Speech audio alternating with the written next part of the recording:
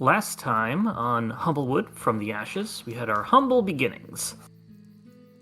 In the town of Meadowfen, several individuals, Perry, Vim, Rikki, and Master Quilton, were going about their daily routines when a wounded straight woman named Kara Stormsinger returned with alarming news. She reported that the town of Ashborough, located near the always on fire Scorched Grove, had been burned by the fires, and bandits were kidnapping people off the road. The town elder Ardwin tasked the group with warning the Birdfolk Council in Alderheart about these threats. During their journey, the group rescued an Alluran merchant named Eliza Pennygleam from bandits, and combining their various abilities to drive off the attackers. They continued traveling together using Vim's Scroungecraft and Quilton's wind abilities to help transport Eliza's cart by fastening a makeshift sail on the land cart. However, their progress is interrupted by an attack from Ember Bats, fiery creatures from the Scorched Grove. But Rikki cleverly captured them using Eliza's fireproof blanket. The group finally reached Winnowing Reach, a small town between Meadowfen and Alderheart, where they could rest before continuing on their journey. A couple things to do from the last game is that Boom, you get inspiration for the very clever blanket grapple. Nice. I love inspiration. Heroic inspiration nowadays. Now, are you using the rule where I think this is the official rule, heroic inspiration goes away on a long rest? I'll double check that. I wasn't planning on it. It's like if you have it, you have it. But yeah. Well, I think that's to have it be given out more often and not, not hold on to it forever. People just hold on to it, but we'll at least hold on to this one past this next long rest that you have. On top of that, I did want to also point out that we have a shared inventory. I forgot to point out last time. So whenever you guys get inventory, you all have the ability to edit this in your journals, and you can keep track of everything on here. And I did make sure to add some player NPCs and other handouts between last game and tonight of necessary art and characters that your backstories are related to. That's pretty much it. Let's get going to Winnowing Reach. So is this town? It's on the edge of the woods, right? So to point this out, let's use a handout. So I'll show the map of Humblewood. If you take a look at this map, right on the edge of the woods is a little tower on the left side of the thing, and that is roughly where you are. It's just right on the edge of the woods as you're starting to get into it. Maybe about a third to a halfway between Alderheart and Winnowing Reach. So, as we're here, Eliza says, have a rest. You're gonna need it if you, for when you escort me to Alderheart. Come find me when you're ready to head north. Take a rest. Heal your wounds. Do whatever else you need to do. And you have free reign of what each of you would like to do in Winnowing Reach, if anything. I maximized my window, no! She's already... Okay, crisis averted. She's already when they say set that, up, so... Oops, go ahead. When they say that, Vim, like, on the last leg of the journey, Vim had just been, like, transfixed and tapping the lanterns, the jars that the Ember Bats were in, just, like, transfixed by them, and when they spoke, they just looked up and like, what? Oh! We are here? I cover up the jars with a piece of cloth. Somebody roll me, I want to say 5d4.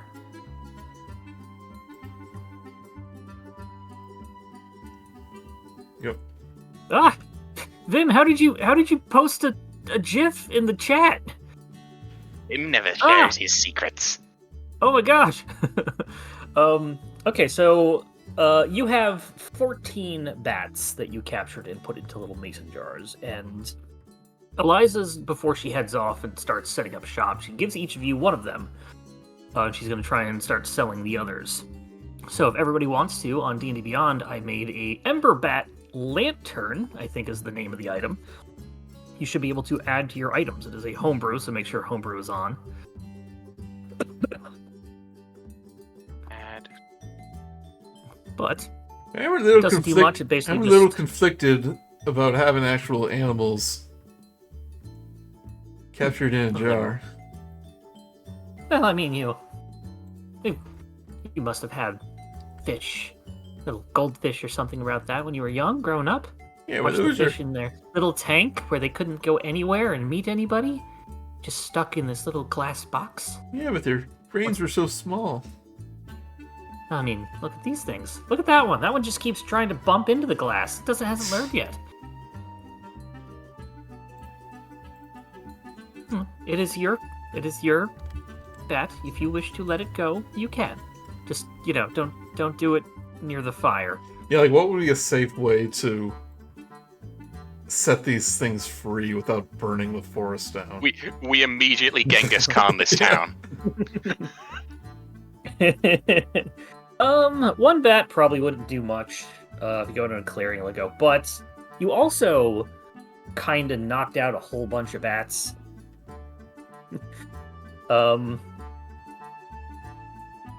Give me a nature check.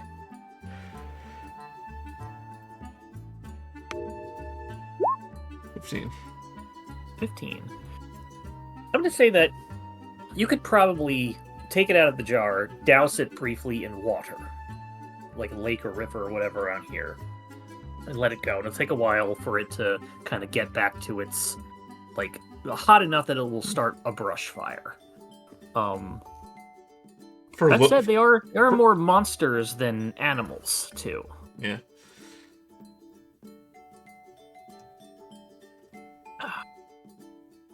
As long as it's happy.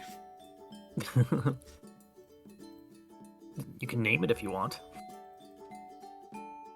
Do that, then it's commitment. Also, before you head off, Eliza kind of talks to you a bit. So, what are you all going to do to talk to the magistrate or to the Birdfolk Council in Elderheart? Like, how are they going to just...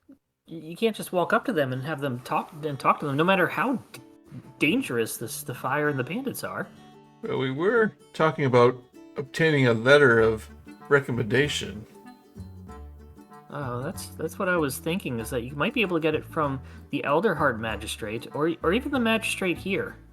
Might have something to just get you a letter and get you at least quick counsel with the council. I turn to the others and say, may save us some time if we talk to the magistrate here. Surely we tell them why we're going, they'll just write us one, right? Yeah, I mean, why wouldn't they? This fire affects everyone here in the wood. Things are looking bad. Are they really going to tie us up in a bunch of bureaucracy? No, of course not. We'll be in and out, easy squeezy. No problem. I think it'd be like, I mean, a lot of people come up and say there's problems all the time, and the Scorched Grove is a big problem all the time. But yeah, exactly. You're proving our point. All I'm saying is that just don't think that they will consider your request the most important of the day. I'm sure you can get counsel no matter what, but it might take some time if you just go up and say, hey, this is an emergency.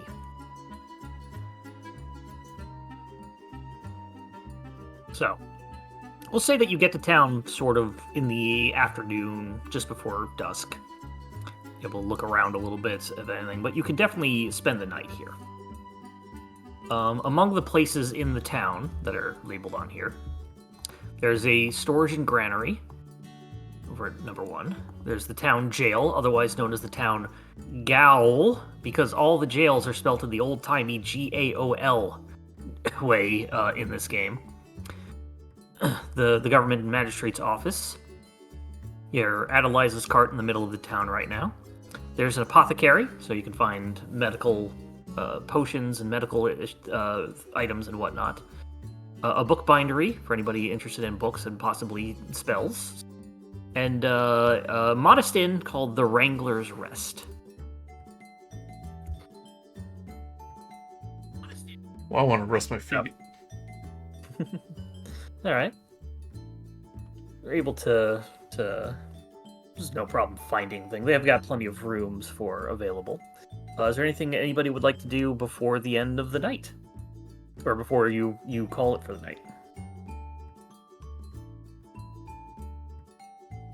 I think Shopping, look around, talk to people. It's up to you. I think. You go. Go to the tavern, talk to the innkeeper, see if he'll let me perform. Okay. For the night. All right, we'll go for that. And Bendy, what were you saying you wanted to do? Vim would probably be trying to, Fire. befriend his new pet.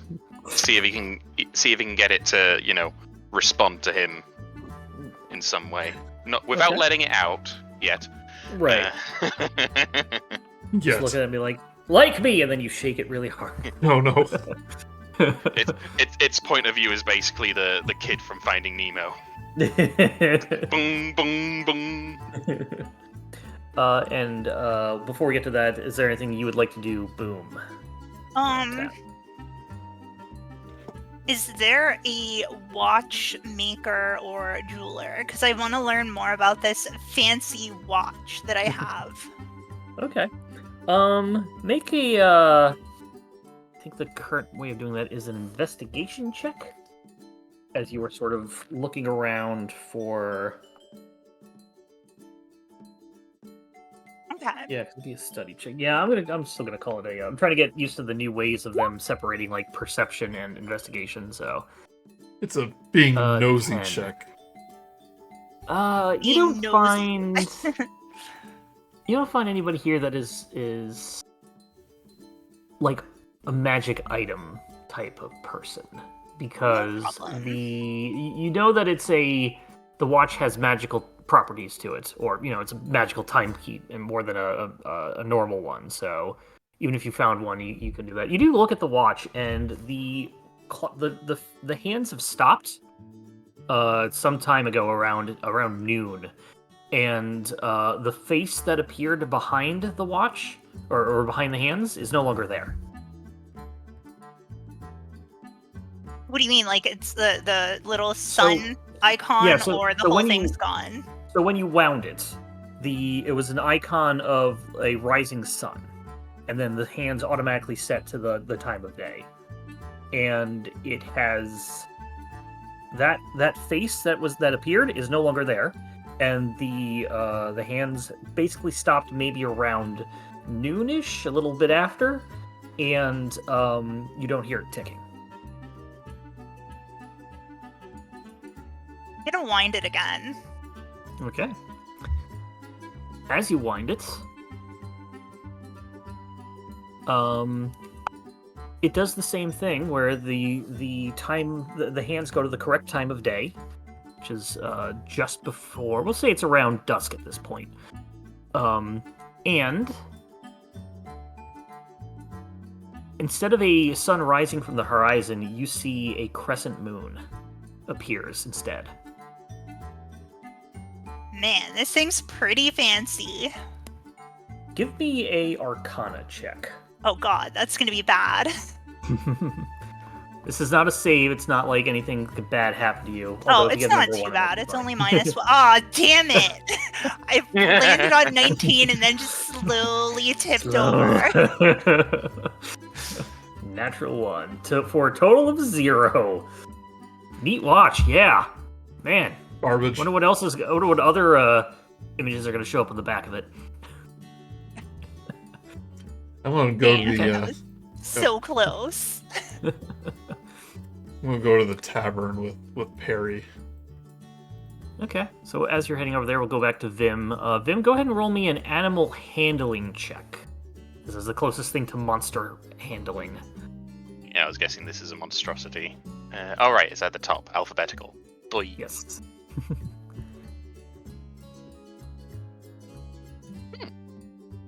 19. Studying this for, the last leg of the trip, and while you're here, you're sort of kind of getting along with it in the sense that a small animal can sort of understand it's a pet, or understands that you're not dangerous, and you're learning to be gentle with it and everything like that. So you're getting along. It's still a bit like having an ant farm, but could move it up to maybe a praying mantis relationship, or even a clam. I don't want to be in a praying mantis relationship. I know what they do when they mate. I've watched enough Discovery Channel to know where that's going to end. As I'm walking to the inn or the tavern, I see them just staring, and the bats staring at each other, and I just that is unusual. Are you sure? Our little companion, that seems in the norm for him. How much do you know about young Mr. Vim? I don't know what he would know. We kind of just met. I saw him in a field, playing with that little lantern of his. Yeah, I mean, I'm glad he practices his he enjoys his fire far away from the town, but sorry, gotta get old man voice. As soon as that he loses control of that, then it's the dry season. Oh yeah, big bada boom. Big bada boom. Yes. But Lilu Vim multipass. Okay. But he's not one of my students, so I don't feel comfortable disciplining him.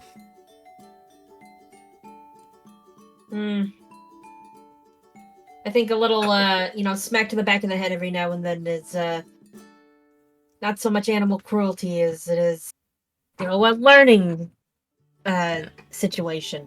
As soon as he lets that thing out of the... Not thing. As soon as he lets that animal out of the jar, I think that will be one step too far. My feet are killing me, and I put my feet up on a bar stool, on a table. Ugh. Okay, so you get to the Wrangler's Rest Inn. It's a modest inn. It's both an inn and a tavern. Quiet place with looks like quality rooms and decent food. The innkeeper there is a Mapach named Tana Creekpaw. Am I familiar? Oh, sorry. Not necessarily important, but I was like, I should make sure I have names for every one of these buildings in case they go there. You are not familiar with this person. You probably have passed by here, definitely going from Elderheart to Winnowing Reach, but you may not have just stay here too long, have some sort of business relationship with the Wrangler's Nest. But okay.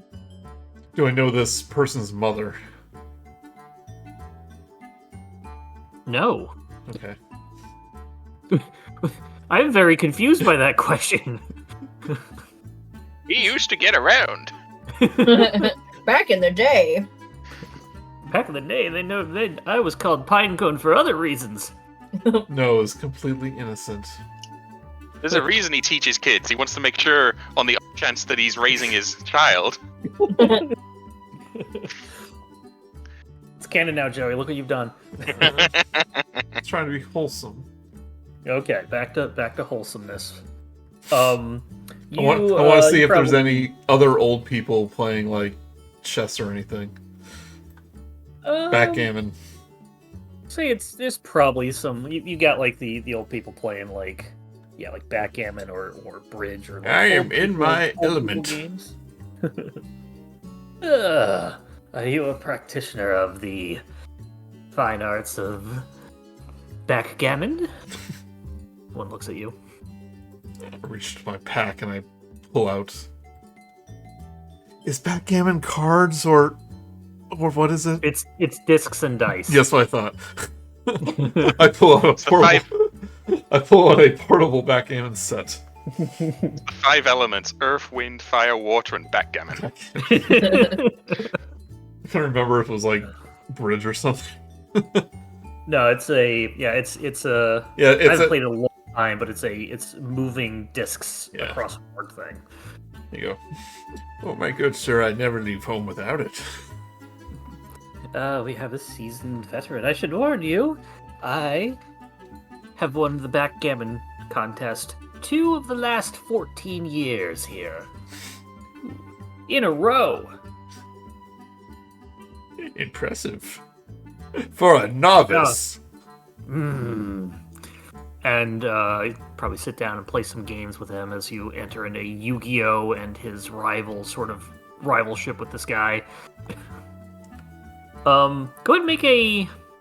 Are you proficient with any gaming sets? I don't think so. Being tools or other proficiencies? Nope. If I'm I actually- was playing at this point, could I give him just sing him an uplifting tune to give him bardic inspiration? Okay, yeah, we'll say that you've let's back up a little bit and have you talk to the person. Tana's back there behind the bar cleaning a glass, and she's like, "It's always glasses that are dirty. Never get clean enough. Oh, hello. How can I help you? We have drinks and rooms, and we have roomy drinks."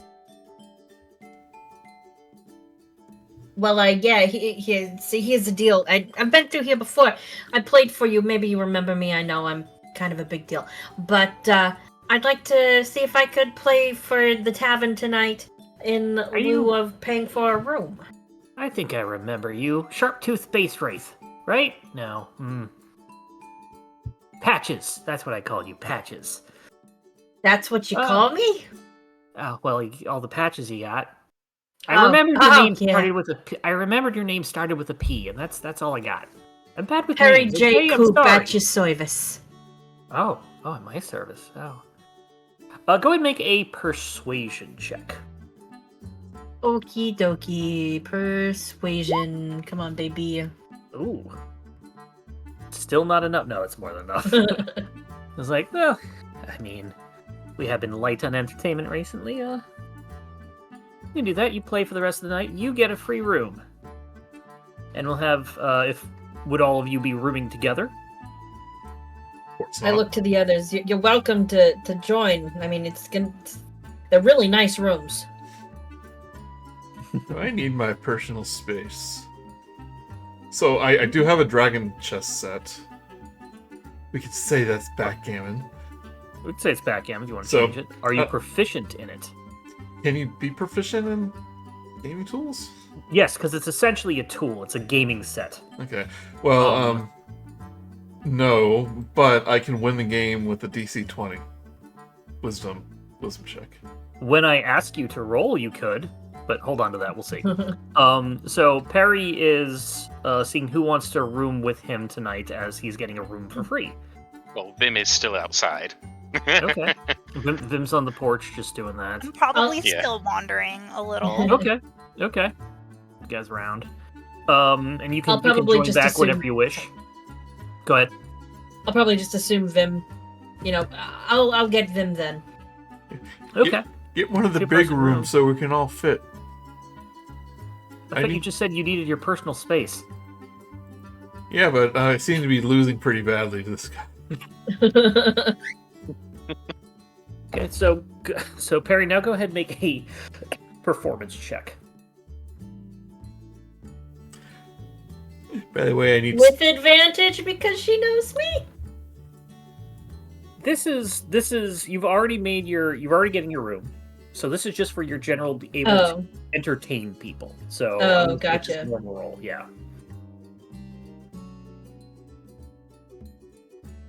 I play a rousing backgammon ballad. You entertain all of the old people who are seasoned backgammoners and are just like watching the game between Quilton and this other guy like it's a master chess tournament. Not so much the rest of the room, but everybody's happy to just have some. Nobody's upset by it. Everybody's happy to have some background music. I'm gonna say go ahead and roll a 1d6. You know what I can imagine? It's every time they're doing like a fort before a move, it's like ding ding ding ding ding ding ding ding ding ding, and then the move diddle diddle diddle diddle just picks up in tune with the game. 1d6 2. You get 2 copper from tips. Whoa! Cuckoo!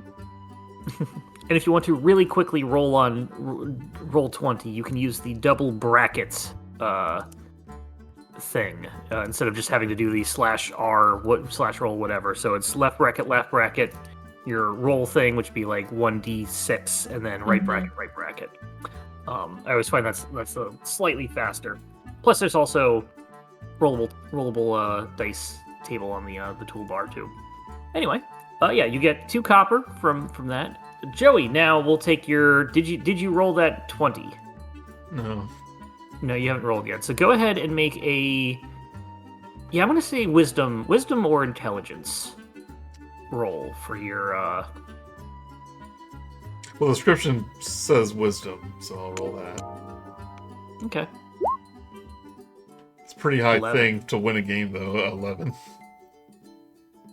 Does he have my bardic Roll again. inspiration?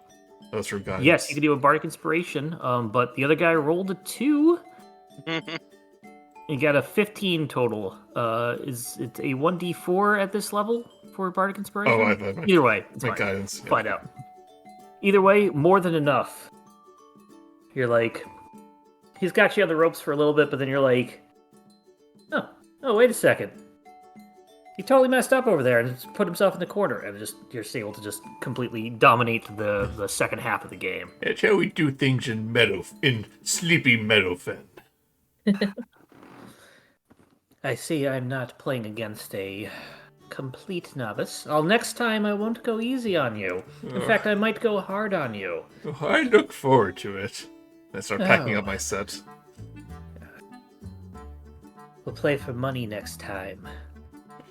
Well, I'm not much of a gambling man. Okay, we'll just play for fun next time. That's fine too. Yeah. Winner buys me a lemonade. Vim comes bursting through the doors and up to you guys. Look, Vim taught the bat a trick. Look, when I put my hand up, it's not doing it now. Just wait, hold on. Any minute. Wait, no. Oh, yes, It kind of looks at you a little bit, then it just like lies down and goes to sleep. That's very good, Vim. I think you might be crazy.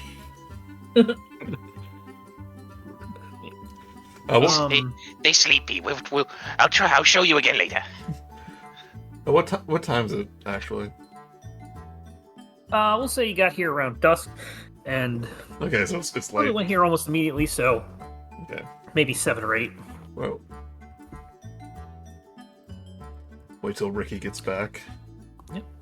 Rikki, is there anything else you'd like to do around town at all? Nope, I'm good. I just didn't want to jump into the scene if I was like out. That's fine. It's fair. Rikki, you Rikki comes back. you just missed my once in a lifetime backgammon slaughter of this novice over here. Lauder. Slaughter, you should have seen the pieces flying. Bet it was a sight to behold. Here.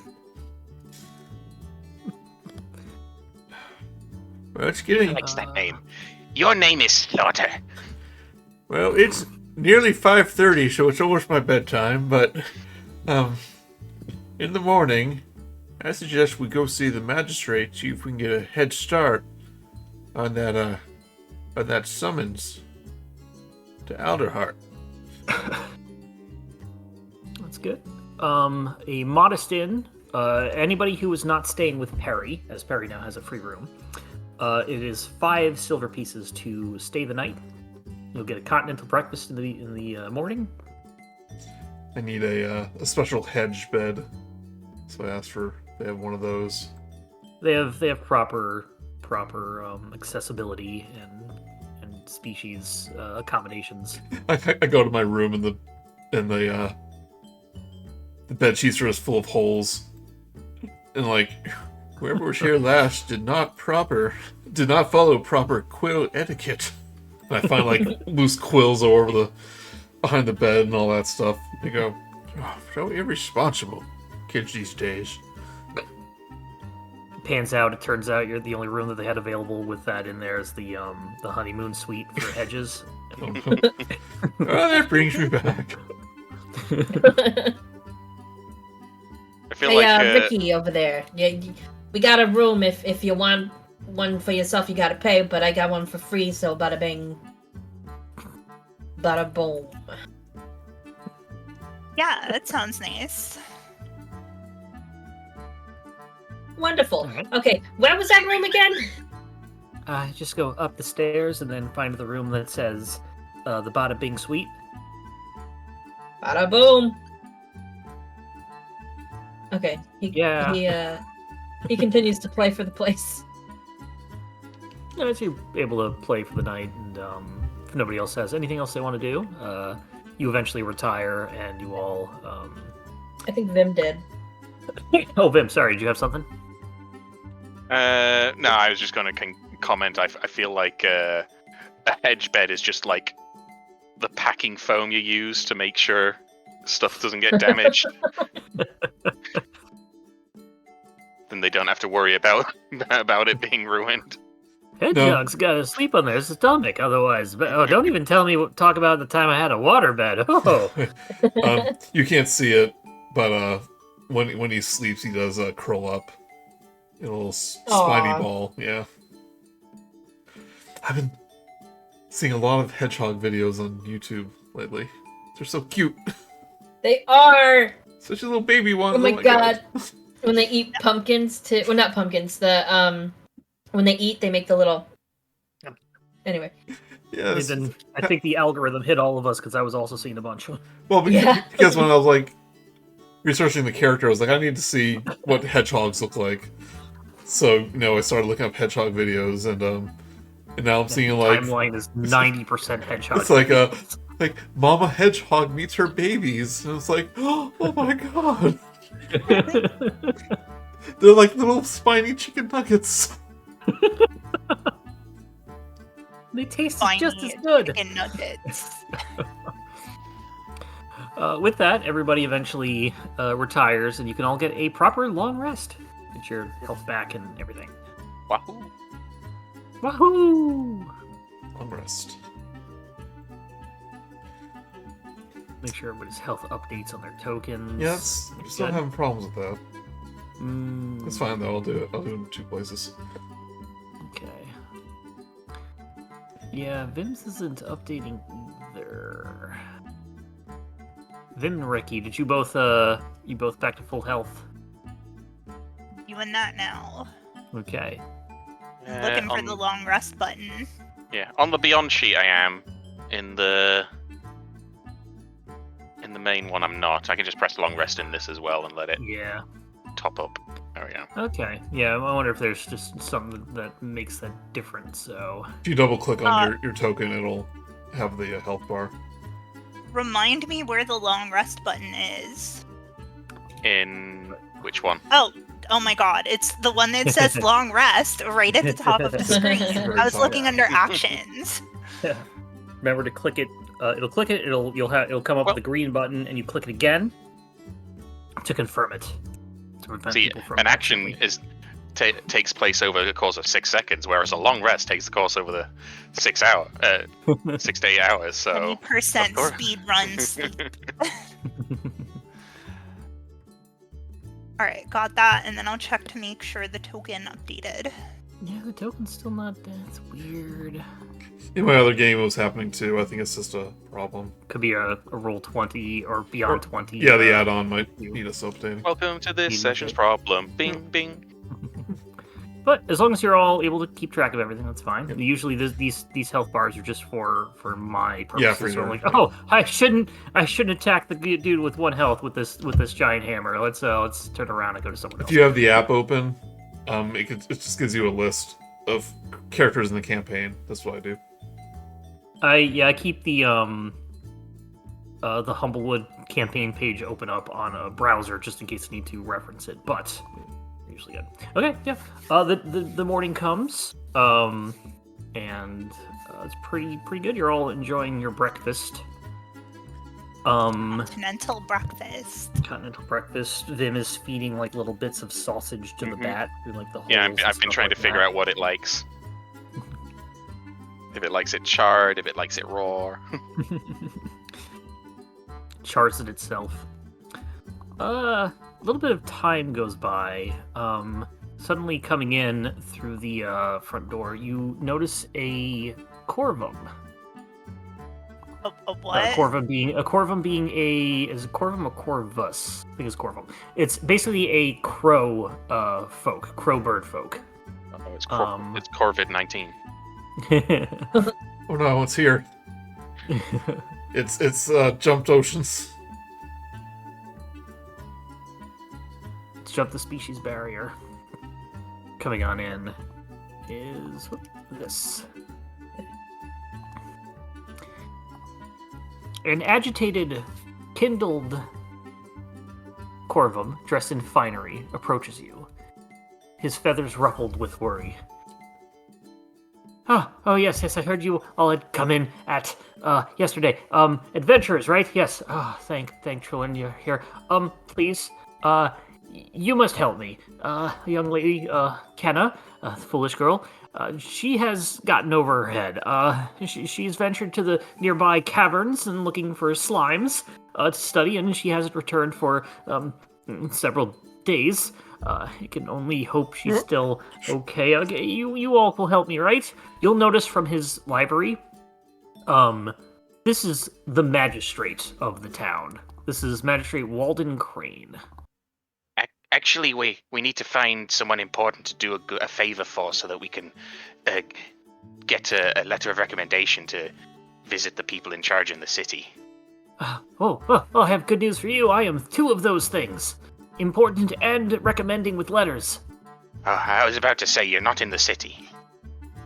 I mean, I can do that now. I am the magistrate of this town, Walden Crane.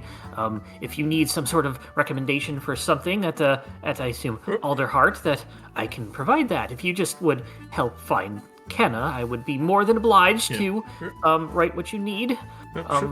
Slow down, young man. Yeah, this is Kenna. How I'm- long has she been missing? Several days.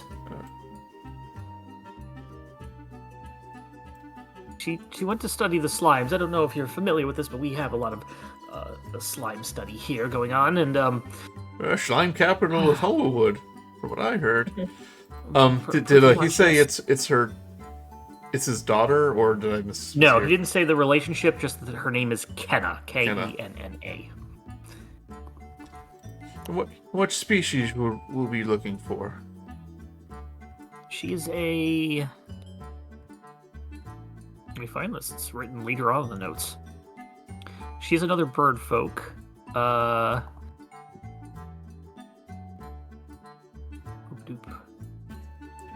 She's also a corvum. Okay. Probably. Too bad we don't help corvums. I'm sorry. Let's just get a big rock and take care of it, 2 corvums, 1 stone. When we come back, right? We took care of her. She won't be bothering you anymore. What? I don't know why I asked. She's probably the only person in the mock fields. I assume it's in the mock fields. This The cavern. mock fields to the mock caverns, and Oh, where we yes. get a lot of our slime from.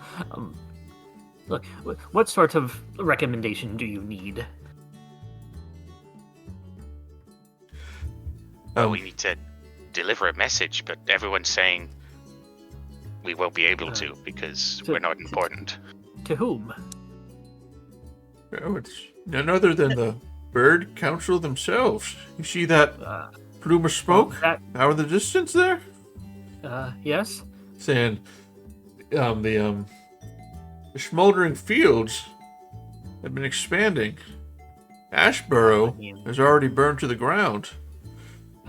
And if we don't hurry, our town of Meadowfen may be next. Then all the more to help me find Kenna. The Scorched Grove is quite far away. We have plenty of time, even if it has taken down the entire town of Ashborough. He's sort of like, he's really concerned about this Kenna. I can write you a letter of recommendation to the Birdfolk Council. Get you ahead of the line. All I need you to do is just find Kenna. Oh, she sounds very important. I will also sound very important to you. Just young girl study. She's just. We take care of her own here, and we're very worried of her. We don't want to start putting up, milk cartons and wanted and missing posters and Amber Alerts. No, it's. Those words don't mean anything. Speaking of the fires, has anyone from Ashborough made their way into the Humblewood? They haven't come through here.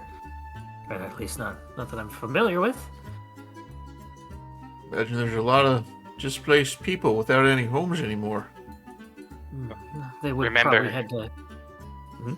Remember that lady said that bandits came and took people. Bandits. You think Kenna might have been taken by bandits? Kenna? Well, I sure hope not, but try to keep that part a little quiet. We don't want to cause too much panic. I mean, With the whole I know prospect how of to- kidnapping. Yeah, I know how to keep that on the down low. I'm a seasoned politician and whatnot. Okay, here. I will get started on your letter. You need to see the Birdfolk Council. Just find Kenna. Bring her back safely.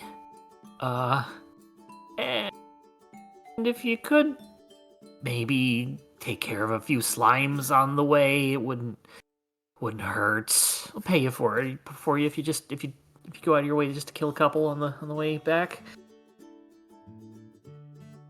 Wait, are we killing them or taking care of them?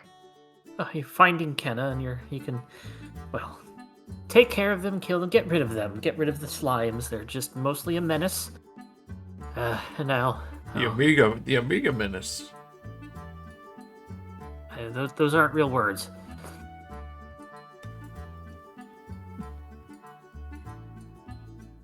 Somewhat unconvincingly, as he also says, I was like, take your slimes in, but I mean, of course, Kenna's safety comes first. But yes, I'll go get started right now. Thank you very much. He gives you a map of kind of like the mock fields and the mock den caverns, and where you basically need to go. And he gets back to his thing. Well, I'm more than happy to find this young lady, but sounded like he was like a tit for tat kind of situation. I don't think he took us seriously about the danger our town is in.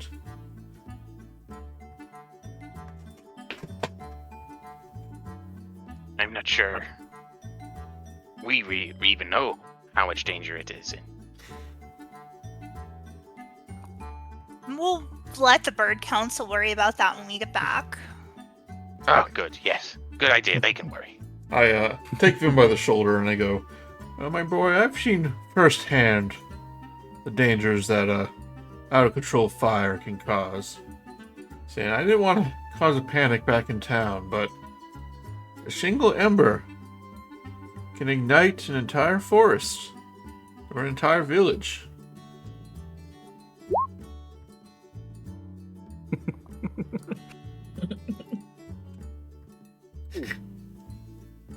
That's right. Gulp.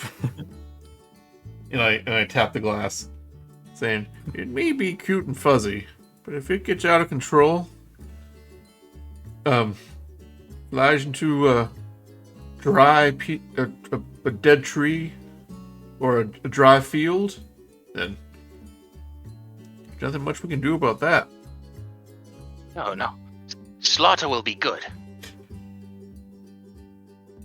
What? Yeah, we're sure. Ooh. Imagine just Perry's just Wonder- down in like a whole bunch of pancakes, and she hears that, just like, what? Just like mid bite. It's like 1 to 100 there. Woo, okay. Well, he named it after you. Well, you named it after me. Yeah, because you were doing a slaughter at your dragon chess tournament. Oh, that's the name of the thing. Okay. I thought you wanted to slaughter. Okay, woo. No. Slaughter is a good bet. Yeah, but Quilton slaughtered his opponent at dragon chess would be a really long name. We can shorten it, but it is quite an impressive title. You're eating some of those pancakes, Barry. Those are good. I like the stuff I don't have to chew much. His beak is just full. I take out my dentures. I feel like a bird eating pancakes. It's just gonna each bite is just gonna slice like a triangle out of it. Yeah, his head. He's eating like a pigeon would. Like it's quick head movements, bobs at the table. I'm imagining D from Always Sunny in Philadelphia. How she it could be pecks worse. at her food. Yes. It could be worse. It could be eating like a seagull, where we just see you like. Oh, Do you think bird folk have to regurgitate Yes. to feed their young? yes. Yep. I think what they do is they do little, they use their cutlery, they do little dainty little cuts, put it in the mouth, and then lean over. Yeah, there's some bird folk in the corner. It's like a little kid. It's like, mama, mama, mama. She's like, hold on, dear. She's like, it's cannons. It's happening. Okay, so everybody wishes to head on out for this quest to save someone and kill some slimes and get a letter. We'll see how. We're not going to get those mixed up. Maybe we should talk to Eliza real quick. Just tell her what's up. Can rescue the slimes and kill the core of them. Got it. You're easy to pass by Eliza. She's got her cart somewhat set up for just doing shop before she heads out. Has a couple of supplies, adventuring gear, weapons, and whatnot. If anybody wishes to buy something. But she says, "Oh, are we ready to go already?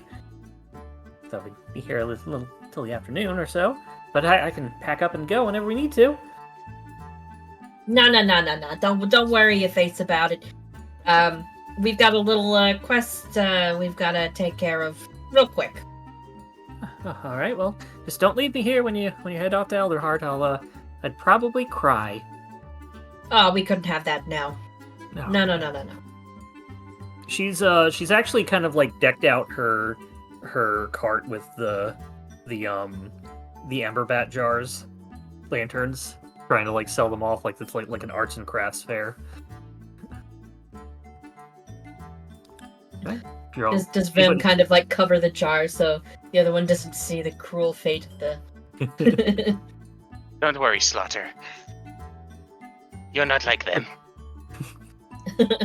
All the other ones are named happiness and fun and just all these things, and you've got Slaughter with you. Here, I'm looking up adventuring gear, see if anything we might need. Yeah, if there's anything you wish to buy, you can. So that includes, if you probably don't have enough gold for it, but potions would be 50 gold. Is there a check we can do to try and recall any information that we should know about going up against slimes in case there's anything we should buy? Give me a nature, survival, or history check. As the history would be for the caverns themselves. So just a little bit of reminder, in the new rules, all these adventuring gears actually have a lot of utility.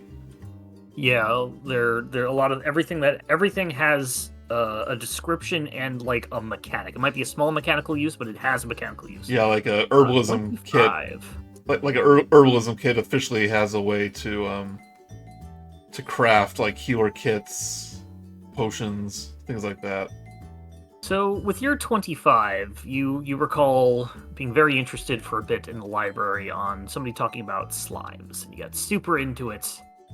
And if my thing will load, I will give you some information on them. We'll say that the caverns themselves, looking at the map, you can see that you would have to head through the swamp, and then to the caverns themselves. There are 2 ways into the that are marked on the map. One is the closest entrance is about half a day's hike southwest in the middle of the swamp, but there's also a road that leads around the swamp to the south, arriving at another entrance at the southwest edge of the swamp. It's longer, it might take a night of camping, but it is safer. As far as slimes themselves, you'll know that they are oozes. That they are resistant to your basic sort of bludgeoning, piercing, and slashing damage and whatnot. And a lot of them probably have blind sight and no actual eyes. That's more or less what you get out of that. I'm gonna buy a bucket. Okay. Eliza from Eliza. Because we're facing slimes. Yeah. If he gets a pet bat, I get a pet slime. Did you get a mop too? Are mops in the... A bucket holds up to half a cubic foot of contents. This is No joking mops. about the mop to like mop the slimes up instead of stabbing them. Yeah, we're not cleaning the mock fields.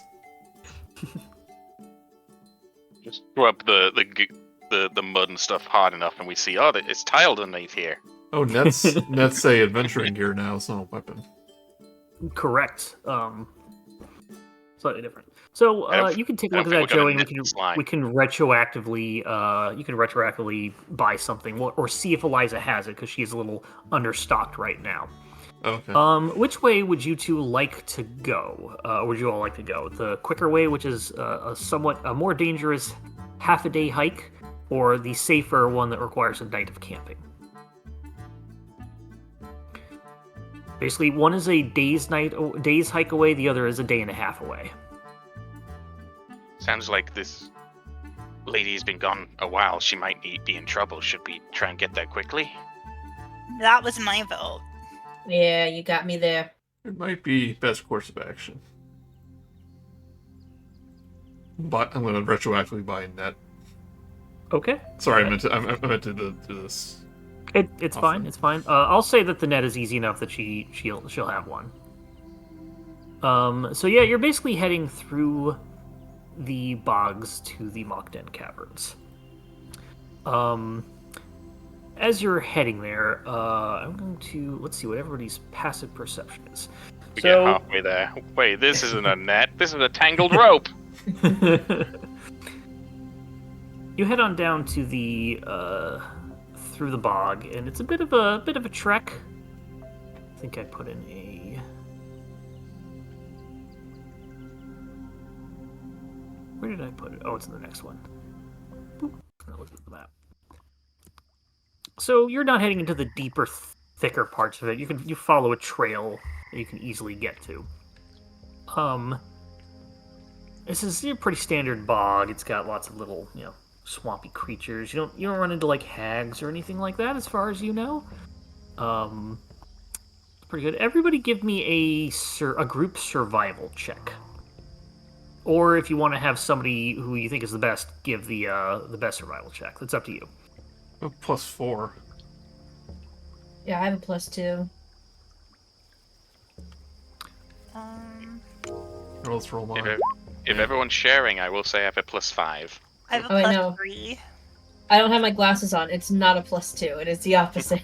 It's a not +2. All right, we'll do a group stealth check, group survival check then. So if everybody Stealth? can roll as Slip of the tongue there. survival.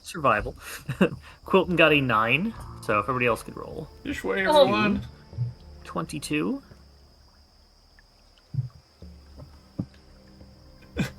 I say to Boom. Perry, I don't Oh mean my god. I don't mean to assume, but I thought pigeons were good at directions. Every roll I've made tonight's a 1. Get him out of the way early. It's only Man, go I up from am here. definitely Randy tapped. You're the new Randy. Oh, Randy. As you're all heading through, Vim, you're kind of lighting the way, easily can see, and everybody else is trying to keep up with you. Oh yeah, open flame in the bog. Good idea. Yeah. It's very wet out here, so it's fine. Yeah, but the natural bog gases. It's fine. I use my lantern. Yeah.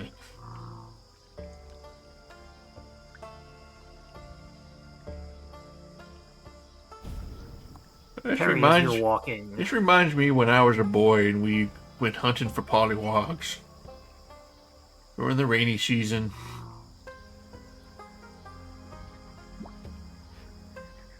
Harry, as you are heading through, you eventually step into a big thing of mud. Ugh. You go to wipe it off, and as you're trying to clean it off, you've stopped for a bit. A bunch of bugs start making their way over towards you. You think it's one or two at first, but then there's a bunch. Bunch of bugs. Guys? Anyone got any bug spray? You are now being attacked by 2 swarms of insects. Ooh, these are actually a little Are they on fire? stronger than I thought. No, it's let's see what their CR is. No, this is, I forget where I just pulled this art off of. Boop. Just a prey. Uh-oh. Rad roaches. Go ahead and do just one. As the swarm starts coming at you, I need everybody to roll initiative.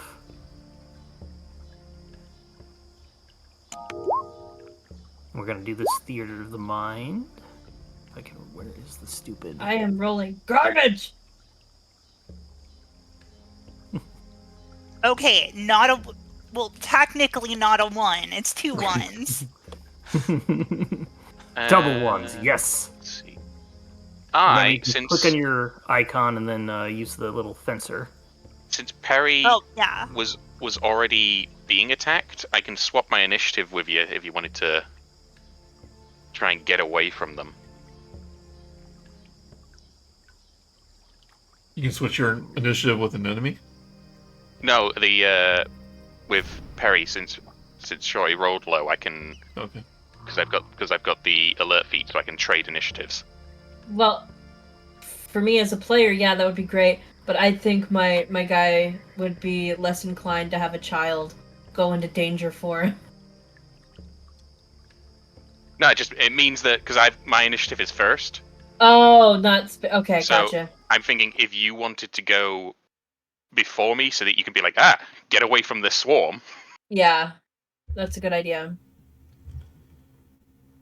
Come on, audio, or you can work. You know, I don't want to hit you with the flamethrower. I mean, Can you only switch your initiative with someone, or is it only mine. Okay.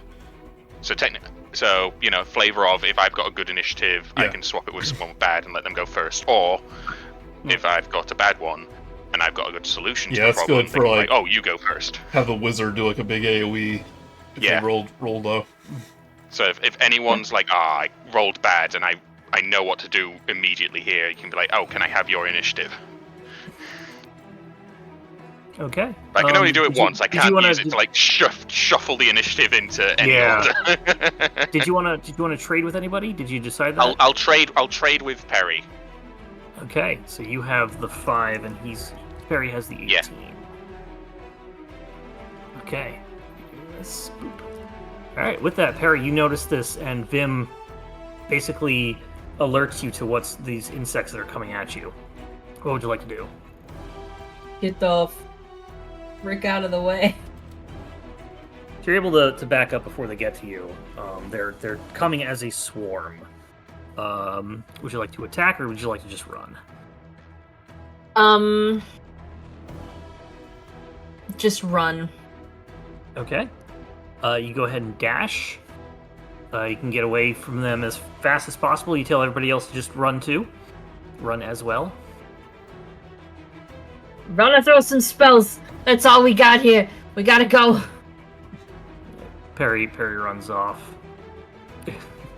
Quilton, what would you like to do? Before I run, I'm gonna cast Gust Barrier. Okay. So like a little mini tornado starts forming around me. All the swamp water. Alright. Ooh, gross. So that's any attacks against me have disadvantage. All right, you're just gonna run on off. If the youngins are running, yeah. Okay. Work. Okay. Just take off as well. Rikki, what do you do? I see everyone else running. Is Vim yet running? Vim has not started to run yet, as he pushed Perry to go, as Vim has not had a turn yet. Yeah, I can't.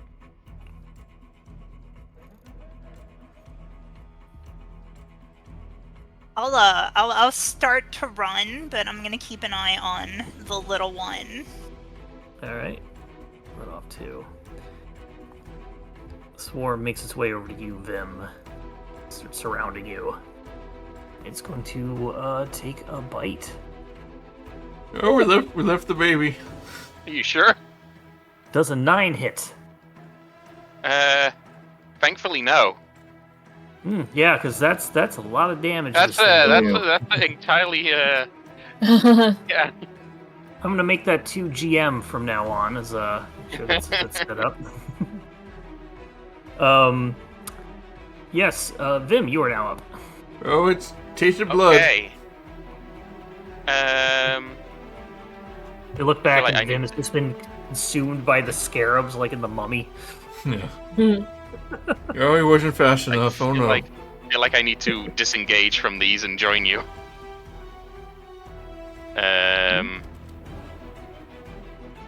Which I imagine I will probably do that. So. Okay. Disengage and start running after as well. Mm-hmm. All right. Perry, looking back, the swarm of insects were attacking Vim and are now just starting to follow him. What do you do? Yeah, I think we can lose these guys. Yeah, there's not much I can do. I got, like, no ranged weapons. All I got are these legs and... Charm them. Charm them with your songs. Do you have, like... Vicious Mockery? Would they understand? They're bugs. Does it say you need to understand a language? Probably. Oh, doesn't. I guess, yeah. Okay. Unleash a string of insults on a creature that can see or hear within range. Okay. You can do that if you Okay, want. yeah. Then I absolutely do that. They understand tone. They make a wisdom saving throw, which is not their best thing. A 13. Oh, they saved. You saved. You're unable to insult all of the insects at once. One or two of them, not all of them. Yeah. That's So we'll me. go through this a little quickly. Quilton and Rikki, do you have anything you want to do to try and impede the swarm as Yeah, they are following? If they're not letting up, I Yeah, if Vim's not gonna get away, I definitely would.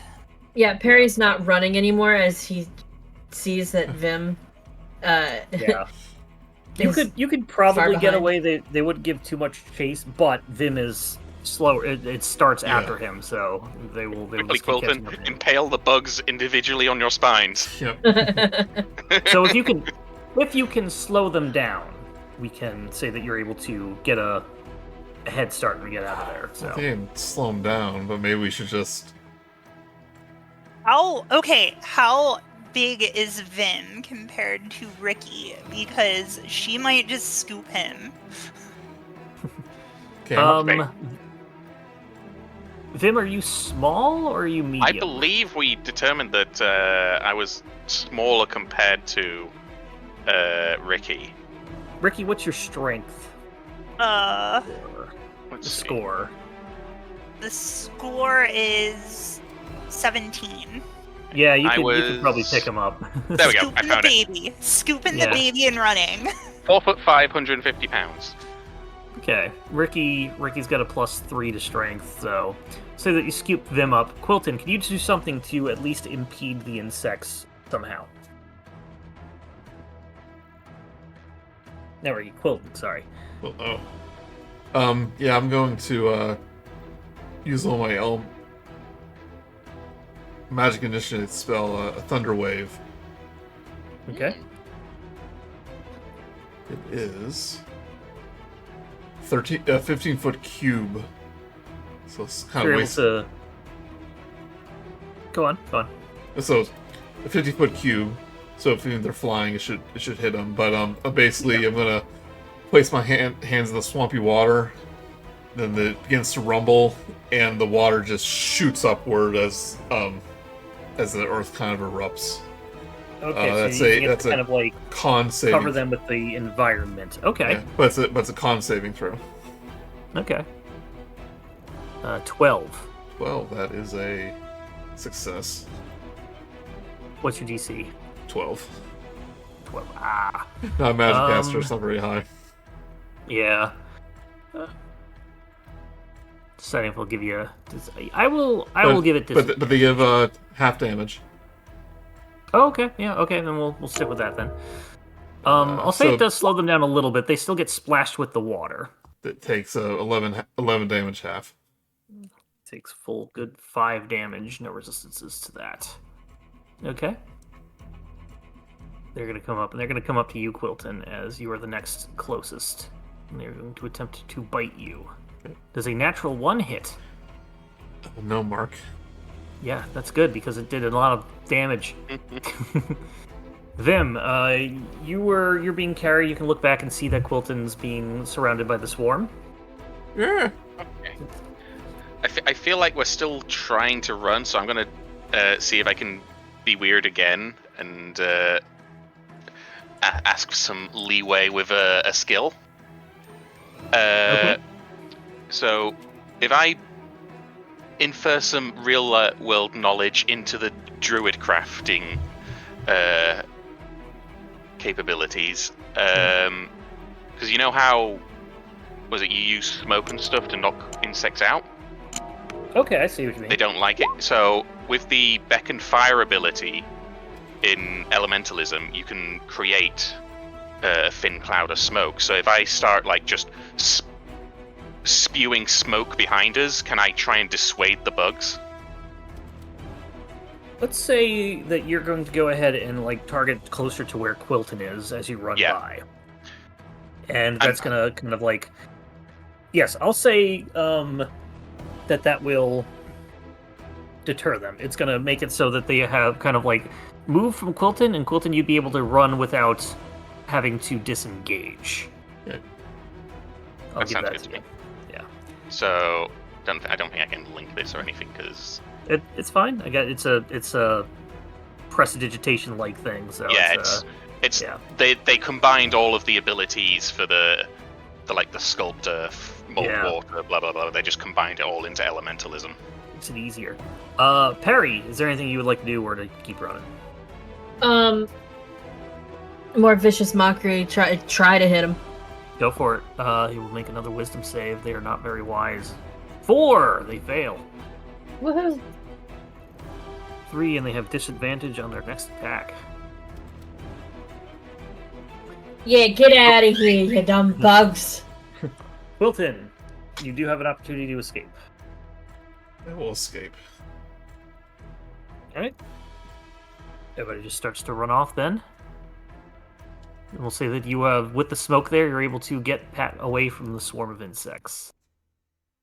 That will be out of initiative. Hopefully those insects don't meet up with that bandit and form an alliance, because oh boy. Back to that. Oh, we can't be running every time we come into danger. But those bugs were quite nasty. Yeah, I tried not to come into these parts because they kind of suck.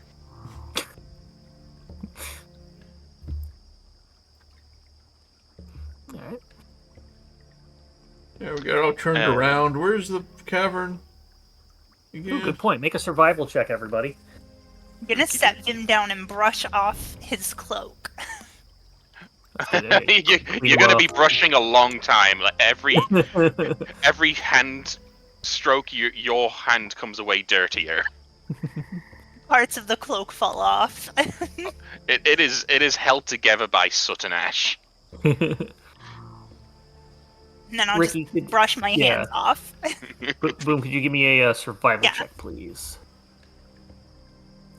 I'm gonna say that we're lost. a little lost. Takes you a little longer to get there. It gets to about it's hard to tell what time it is, as overhead is very swampy and foggy. But you do eventually get to the Muckden caverns.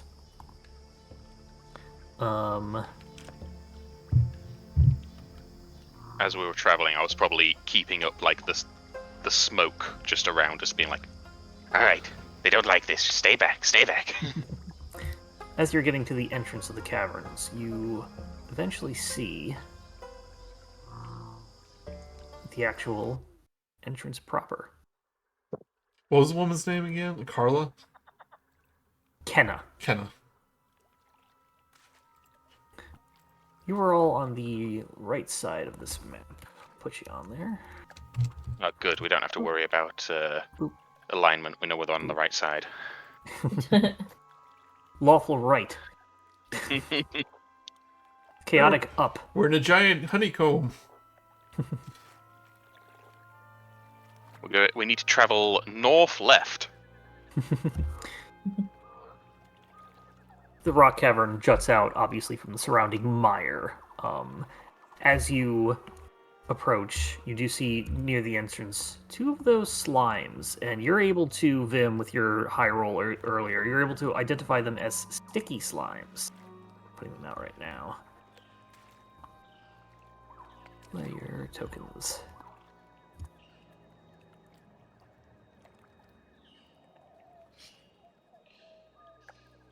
They don't seem to notice you approaching. You do know that they have a blind sight out to probably 60 feet. Some of the sticky things ahead. As long as we're not too close, they won't know we're here.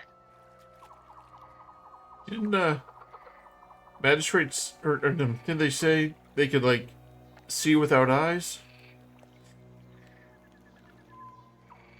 Yeah, if we have heavy feet, they know we're here. But if we're light or careful on them, they won't, because they can feel, not look.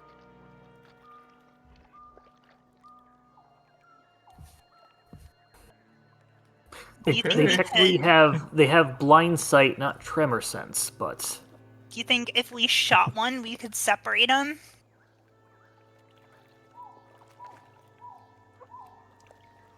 Yeah, well, that's the way in. It's also the way out. Maybe it's best just to take care of them first.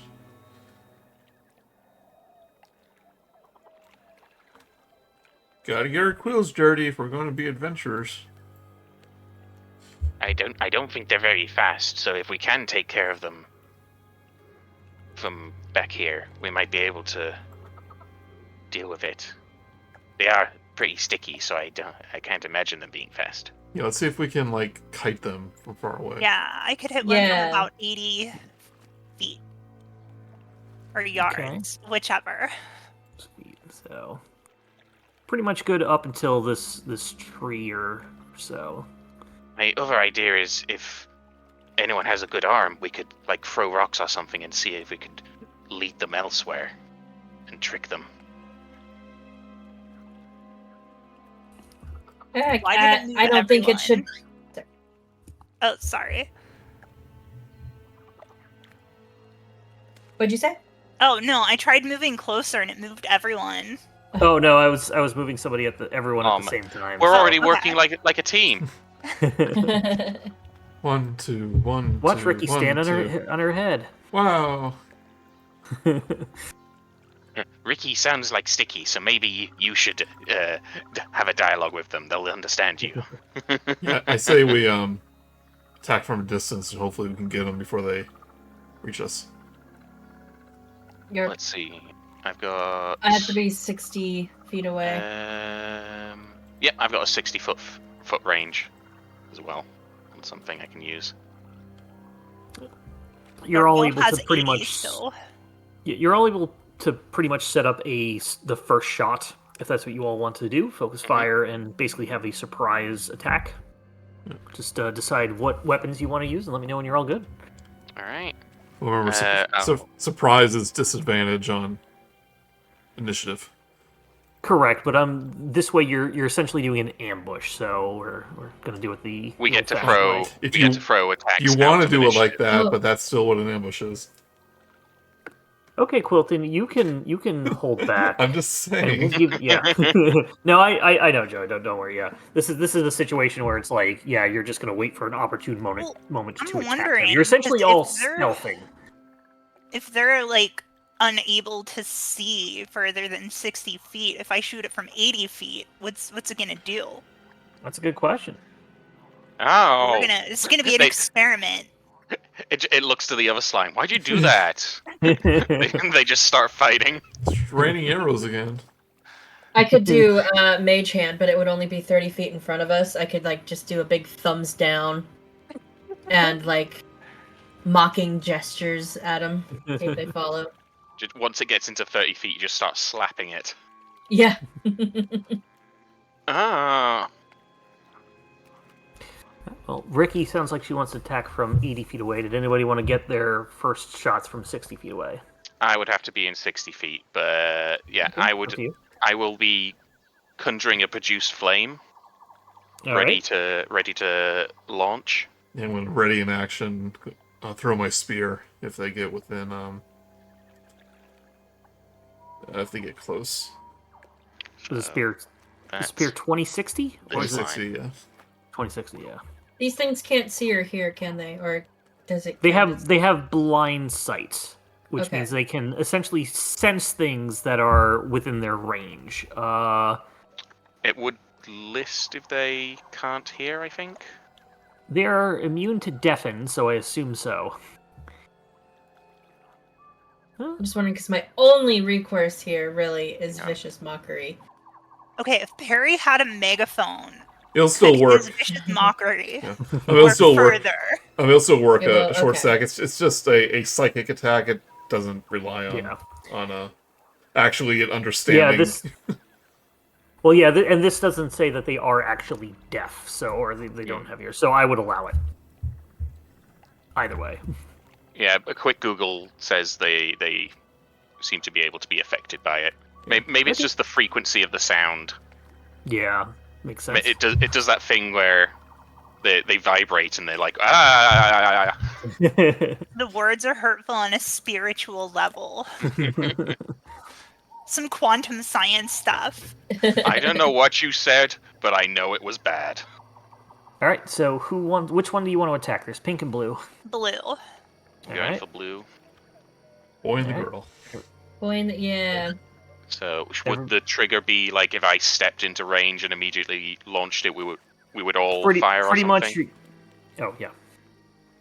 So I'd be here and I'd have to step into that So- line. So There's basically a line there. since they can't see beyond that area, she is invisible, so she gets advantage on her attack. Correct. Yeah. And I assume Nice. Perry and Quilton. Quilton, you're holding back with your attack when you're ready. But Yeah, I'm ready. Okay. Ready in action. Everybody wants to do that. Take your Alright. step where you got to be, and then take your attacks. So Rikki, you can go ahead first, because everybody can just do it at the same time. Yeah. 3, 2, 1. One step forward, launch. You get it at advantage, so it does look like you did that. So yeah, an 18 will hit. Go ahead and roll damage, Rikki. Oh, Then Perry and Vim go ahead and attack. All right. oh wait, that's the wrong. Ignore that. They have to roll wisdom for There. me. 5. 5. All right, let me get this. So the arrow kind of goes into it and kind of gets stuck there a little bit. So it doesn't look as effective, and you would know this is the resistance that Vim had noted earlier. But you still do damage to it. They need a Wisdom save. They are not very wise. 9. Where's Bad my- vibrations. You look like something I phlegmed up in the morning.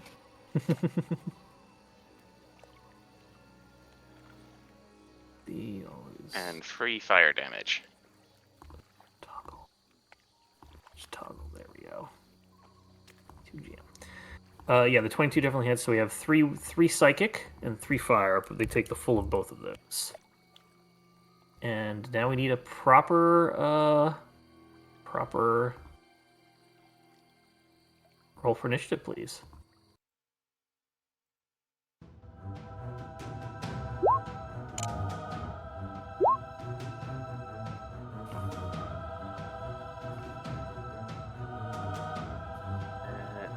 Guy there.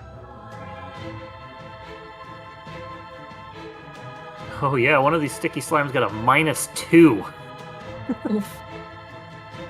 Okay, you're all pretty much ahead. So they don't do anything. We have a proper round. I'm gonna make that a little quieter. As it goes, Vim, you are up proper. You're up first. Go ahead. All right, yeah. I don't. There's no point in us trading any initiatives at this point. Yeah. Second verse, same with the first. Go in for another produce flame throw. All right. Ooh, yeah, 10. 10 hits. They are slimes. Hey. They're oozes. They're among the weakest in the game. 3 fire damage. This thing's looking really bad, but still up. Any movement? You know what? I'm gonna just assume that they might start getting closer and just take a little step back. Just a little Okay. step back so they can't initially see me. Perry, See if we can you're add to up. their confusion. I'm gonna go for vicious mockery once again. I re-emphasize. You look like something I spit up this morning. Haktor. 10. It's a 10 pass. I assume it doesn't. Yeah, 13 is what they needed to make. 13. Yep, they fail. They take. Go ahead and roll damage. Done. Oh, you got a full 6. Yeah. So this not being an animal means that it can die. Yes. So it hears you and it kind of like vibrates very quickly, and then just kind of like deflates until it just melts into just nothingness. You better not add slime folk to Humblewood. Unless. Time. Quilton, unless you have any movement, Perry. Quilton, you're up. It's gonna come in the middle here. Past Gust Barrier. Okay. Stay behind me. Anything else? That's an action, so that's it. Okay. Rikki, you're up. Alright, I'm gonna move. Seeing Quilton going up. 30 move, right? Yes, you should have 30 feet of movement.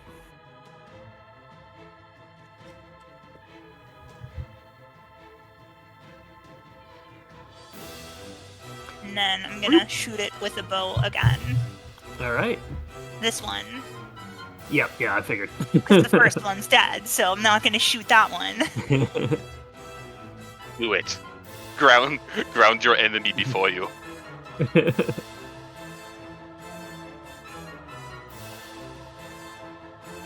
18 will hit. 6 damage, half to 3. Alright. First sticky slime looks at his friend and kind of goes, "No!" in slime talk. And starts aggressively, like, eyeing you, Quilton. Yeah, that's probably the only thing you can he see. quickly slides out 15 feet. And then uses his action to dash so he can get right next to you with his full movement. Nice. Ejected bubble pop. And that is your turn. That is its turn. And notice it leaves some residue behind. The other one is gone. Vim, you're up. All right. Bring in the same. I'm a master elementalist here. This one's for you, Slaughter. Nat 20. Oh Are you my watching? God. Are you watching, Slaughter? All right. How do I tell it to roll as a crit? It should automatically do it, but if you ever roll something in between, you can always right-click on the damage to There we go. If I just press the name. a lovely Yeah. 5. That extra Better than one. double ones. This is what I was saying. We could do it where you do max damage on the first die, but anything else? Nah. It's all smooth sailing here. Yeah, Perry. Once more with the vicious mockery. All right. Fails. What do you say to it? I'm pretty sure I scraped you off my foot the other day, you dumb gum. I want to say for a third time, it looks like something I More expelled of an from my emphasis. nostril. Go ahead and roll damage. I don't think you heard me quite clearly the first time. Nor Same- the second same- time. No, the Same second. thing where it just melts. It is so insulted that it doesn't want to exist anymore. It gives the Terminator thumbs up with its own ooze hand as it goes down and melts into nothingness.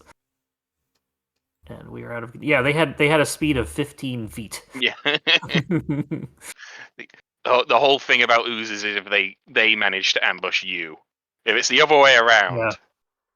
I remember in one game with Joey, a couple players, they're in the hallway and a gelatinous cube comes up, and their very brilliant thing is to attack it and then back up, but they back up like 20 feet? Or like 10 feet each turn? And so the ooze is like, alright, I'm just gonna, we were new. catch up. We were new. I know, but it's still funny. It's still funny. I think my first encounter with an ooze was on a wizard character, and I just immediately got enveloped, so I shock and grasped it. I Oh, was like, nice. uh-oh. Oh I thought no. Mark was gonna say that you guys backed up into another ooze. That's what I was thinking. I have wanted to do a trap. Well, let's actually take a quick break here, and we can do this. First off, you all find about 15 silver pieces inside the creatures. So we'll round that up to 16. So each of you can take 4 silver pieces. The old gooey. They're all gooey. It's all good. Very, very, very sticky. But let's go ahead and take a quick break. I was gonna say with the one trap that I've wanted to do, where everybody they pull a lever in a hallway and everybody goes down into like a slide into trapdoor room, and they all get separated and they land in 4 different hallways that face each other, and then the parts that faces each other in the main room are cordoned off with a gate, portcullis or something, and then on the other side, coming out of the darkness in each of them, is a gelatinous cube, one for each. And see if they can get out and help their friends in time. My fun encounter. So take a quick bathroom break. I will be right back. Yep.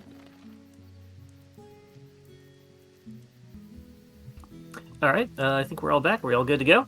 Yes. Yes. All right. Yes. Ready to go. Yes, cool. Hot Okay. diggity daffodils. All right. So on a scale of 1 to 10, how slimy is this cave? Well, let's see.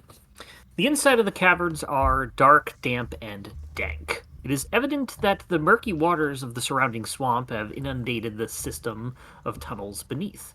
Water drips from the glistening ceilings and gathers in pools throughout the caverns, filling the subterranean area with the harsh smell of rot.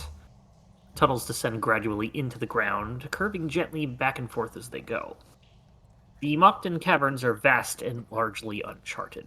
So there are bits of stickiness as you're walking around that you think that the sticky slimes would be. A lot of it's kind of like wiped clean by just the dripping water and the erosive like streams and whatnot that come through.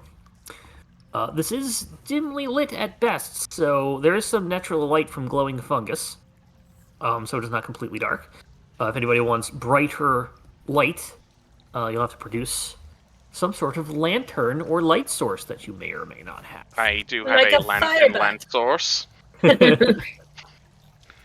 No, other than the fire bat, I do have that lantern. You do, yeah. So you can light that up if you wish. All right. So yeah, I'll bring that out and I'll open the shutter and I'll allow its glow to go. Not a living creature in there, is there? I didn't.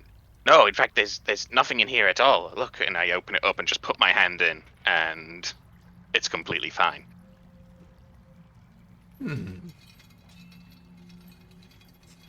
Perry tentatively reaches his feathery appendage into it, or close to it. And See if he feels anything.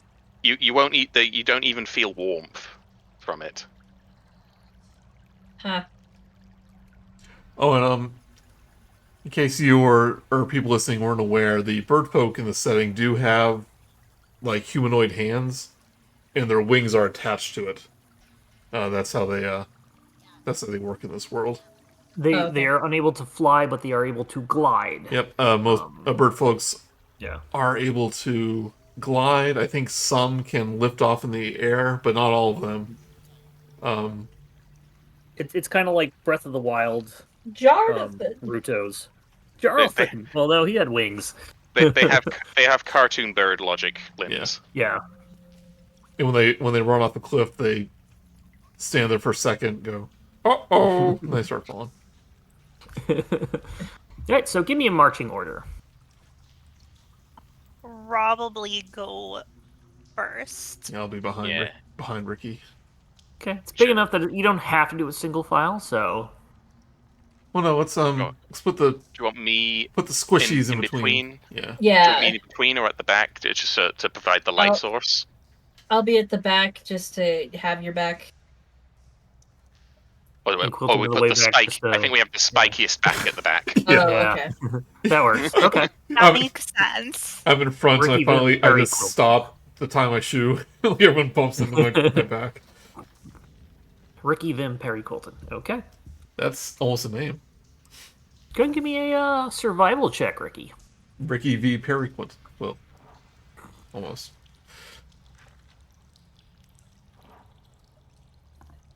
Wow, Natural it's one 20. extreme or the other tonight. Just all naturals. It doesn't just different types. Rikki is Yeah, all you- natural. You're pretty good at going in the cavern. You start trying to like see if there's been footprints and whatnot here, and you spot parts of like stickiness that has black feathers in it that kind of like came off when they stuck into the slime and then kept going. Footprints and whatnot. You're able to just very easily able to make your way what seemingly to where this corvum has been going. Do we see After about do we go see ahead. any like Go ahead. tracks? Of, That's what her survival check. Okay, essentially I'm was. sorry. I thought she was like just navigating. Yeah, well, I mean, yeah, survival check is basically also tracking and Okay, navigating, yeah. so she basically got both of those at once. After about 30 minutes of walking, you come to about a 50-foot long tunnel. You look down the tunnel in front of you. It is haphazardly propped up by a makeshift frame from wooden struts. The time-worn frame creaks audibly, and dust occasionally showers from the ceiling into the tunnel. Looks like it could collapse at any moment. But it does look like the way you need to go. What would you all like to do? This looks like the slime has eroded the supports over the years. Give me a nature check. Okay. 16. You're not sure if it's like caustic slime or just basically rotting wet wood. Either way, it is eroded away enough that it is dangerously There's no way it's not slimy. true. Over time.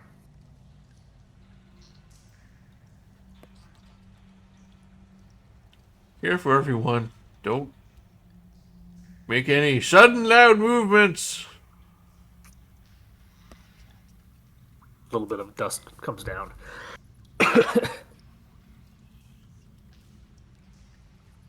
Well, I guess, are we going ahead? If you would like. Good idea. Right, Let's- who wants to go through? I'll go first. Yeah, she's first.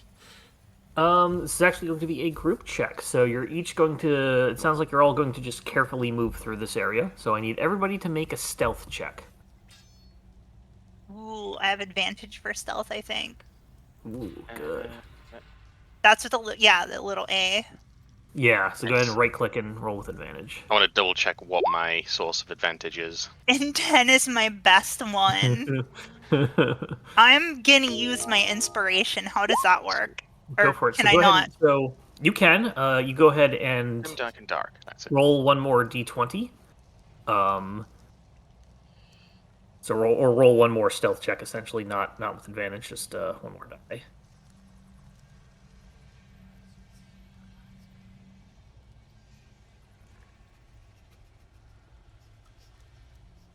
It's a little better. Slightly. And go ahead and click on the little blue square above your icon, your player icon at the bottom, and then drag the bigger icon that pops up. Drag that to the to the map. Remove it from D&D Beyond too. Yeah. What am I doing now? You see your user icon at the bottom. There's a little blue square with a 1 on it above it. On Oh, roll yeah. 20. Yeah. Go ahead and click on that. It'll open a window, and then drag that bigger one to the map. Because it doesn't allow me to take them. There you go. Yep. So this is basically a card. They have a card system, and I basically just made the. Uh-oh.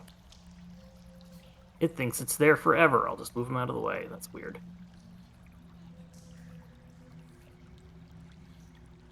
Okay. Yeah, with that, the stealth check was a DC 14 stealth check, and everybody passed. Thank goodness. Going by, you do not trigger a collapse at all. Woohoo! No, just kidding. Continuing on, Jeez. do we stick with the same marching order? Yep. I would imagine so. Yeah, I'm Okay. going in the front. Seems fine. All right, go ahead and give me another survival check with advantage because your last one was so good.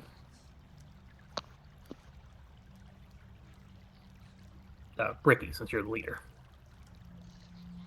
Oof. Wow, just I not really having fun have today. inherited Randy's curse. Yeah, you have. Oh my gosh. You kind of get in a part where you feel like you're going in circles a bit. After about another 30 minutes of walking, the tunnel opens up into a spacious cavern. Stalactites and stalagmites dot the floor and ceiling, or ceiling and floor respectively. The sound of dripping water can be heard slowly echoing in the distance. As you're walking, you essentially see 3 exits. 3 branching ways, left, center, and right. Rikki, you are unsure which of these ones that the Corvum would have taken, as your trail has gone a little bit dark. So what would you all like to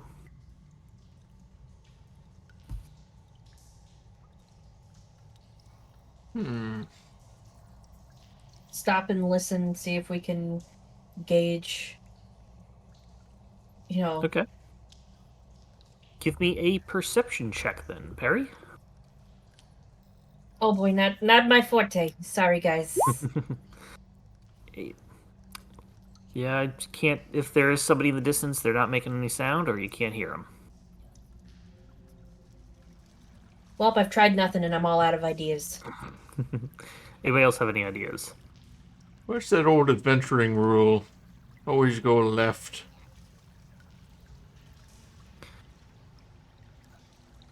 Suddenly, And I just started walking left. press on the button.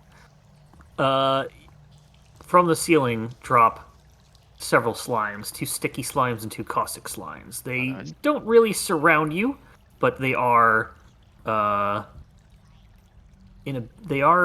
of like making their way towards you at this as they're able to do it. You are able to kind of continue forward. If you don't wish to fight, you can try and run from them. So, what would you all like to do?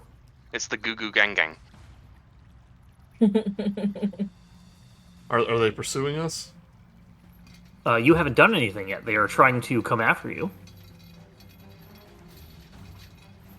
Should we try and run through that tunnel and see if we can outpace them? The wise one said always go left, so let's try it. Oh, I'm already halfway down the tunnel. Well, come on. I'm gonna. You just Sonic rolled away. Okay, so we'll say that Quilton is going to exit number 1. So we'll say left is 1, center is 2, right is 3. So who else is following Quilton and who else is going through other exits? Number 1. Following Number Quilton. 1. Okay. Oh my lord! No, I'm going with Quilton. Okay, as Ray, you do kick that, number the 3 slimes sort of like start following you from the distance. You run off and you go for about 90 feet. The exit starts to narrow to 15 feet high. And then, dead end. As Quilton bumps into the wall, and then Rikki, and then Vim, and Perry, and it's like a Three Stooges skit. And then Quilton keeps going and leaves us all there. Well, I think He it's has worse. burrow It's speed. worse for Rikki running into the back of Quilton. You have to kind of like pop yourself off. You have went down the cavern with a dead end. Oh, okay. Well, this is not great. The Feel like- slimes are starting to come past you. They are slow Yeah. though. They are making their way towards you. Oh, Well, I yeah. feel like they've probably entered that tunnel that we were in, and now we have to go through them, right? They are just about to. Yes. Still maybe 90 feet, but at the mouth of the tunnel. Yeah, looks I like need we some have time. to. Should we get in Looks our like we hits have to while we fight. can? Yeah, we'd better. All right. You got maybe. Let me see how fast the other one is. The other one is only slightly faster, so you're gonna get about 2 rounds in of before they are able to get close to you. If you just wish to stand there and try and volley at them. Yeah, let's. All right. I think that's what we're going for. Should we initiative up? I'm assuming. We'll go for the first 2 rounds because they're just free. They have no ranged attack. So go ahead and pick who you want to attack and give me some stuff that's within 60 feet. We'll say they get to at the start of the round. I mean, I'm just going to be throwing fire. All right. We'll say round 1. Everybody make a ranged attack that they wish to do. Is Pick it one of within the, 60 feet, you said? Yep, they're getting within 60 feet. So Okay. All right. 20 will. I'm gonna attack whatever one Vim attacked. Okay, which one did you want to attack of him? I know what we can deal with the blue, the one that's blue currently. So I know we can definitely try and take that out from range before having to deal with the other one. Okay. All right, so 20 will hit the blue one. It's 8. 8 full damage. Good hit. Oofed. It's not looking good. Rikki, you said you were going to make a nat 20. Go ahead and roll damage. Here you go. Double ones, come on. All right, 6 8. and. Oh, I didn't click crit damage. How many dice do I roll for a crit? Another 6. Roll one more. Another Roll 6? 1d6, yeah. So it doesn't have the 2 to it. I will take 2 off that second one. So it is a Alright. total of 14, halved to 7, and that kills the sticky slime. You managed to roll max damage the 2 times you roll damage as well. That's pretty awesome. Yeah, you got max crit damage. I don't know what's going on with my luck. I heard once that the way the number generation works on this is like something about like using the background static of the universe. So you're just tuning into like the peaks and troughs. Perry and Quilton. What would you guys like to do for this first round? Quilton, you can go first. Foist. I don't have anything that will hit that far, so take the Okay. dodge action. Okay. Is just generally throwing something. Is that 20, 60 feet? That's my spear. As long as I guess I can retrieve it. Bro Perry. Yeah. Once they reach 60 feet, I'll throw my spear. Disadvantage. Okay. Improvised weapons. Well, it's not improvised. I have a spear. Right, but I was saying if you picked up a rock, the range is normally is the same as the spear, 20, 60. 11. 11 will... Which one are you attacking? Whichever one they were attacking. There, that one's dead. And whichever one's closest. The yellow one. Yellow. It will hit. Okay. Or... If it's thrown, then it's one-handed damage, right? Yes. Come on, much. Whoa! Way. Yeah, it rolled crit damage for some reason. All right, he's done all his rolls for the full fight. Yeah, that happened before. I'm not sure what happened. Just refer to this chart for the next half hour. Total one-handed damage is 7. 7, Have yeah. to... It is not. This one takes the full 7 damage. Yeah, because my Thunder Wave did crit damage. I was like, how is that possible? Here, maybe I have something set by accident. You might have the thing on. All right, and Perry. I think is that a Oh. roll for every scenario there? Yeah, a force crit hit It was is. on. Then it totals them. A force crit hit was on by accident. Sorry. There you go. Okay, Perry. Some vicious mockery at yellow. Okay. 13 wisdom is what they need to beat or match. 14. Ah, boo. Too far away that it just echoes around and it can't quite hear you. It's just a big, long fart noise, like... They will dash. The caustic slimes, the green ones, are a little faster. They're still within Ooh. 1 turn of getting at any of you. So, what would you like to do? Or, next round, I'm sorry, so go ahead and attack. I'm gonna throw fire at yellow. Alright, go for it.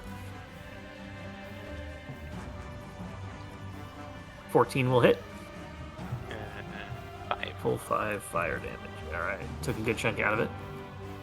Good to know. Rikki. I'm gonna shoot yellow. Right.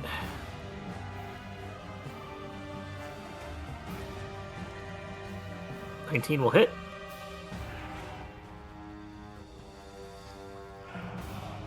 6 does the full 6 damage. It is looking pretty weak. Best you can tell for a bunch of slime. Perry and Quilton. Alright, Perry will once again vicious mockery. Yellow. Good use out of that. 9 fails. Oh boy. We can't be friends. Stop following me. We just don't gel together. Ooh. How far away are they? They're probably within 30 feet at this point. 20 feet? That caustic slide is dead. Caustic slime is dead. 20 feet? As you... nope, let's say 30. Throw a dagger. 15? 15. Which one? The green, purple. Okay. That'll hit. 7 Good piercing. hit. 7 piercing. Takes the full thing. I have 3 daggers, by the way. That's it, right. Okay, and they're gonna take the rest of their movement to get up close. So now we can go ahead and clickety-clackety roll for attackety. Everybody roll initiative as normal, please. Oh no.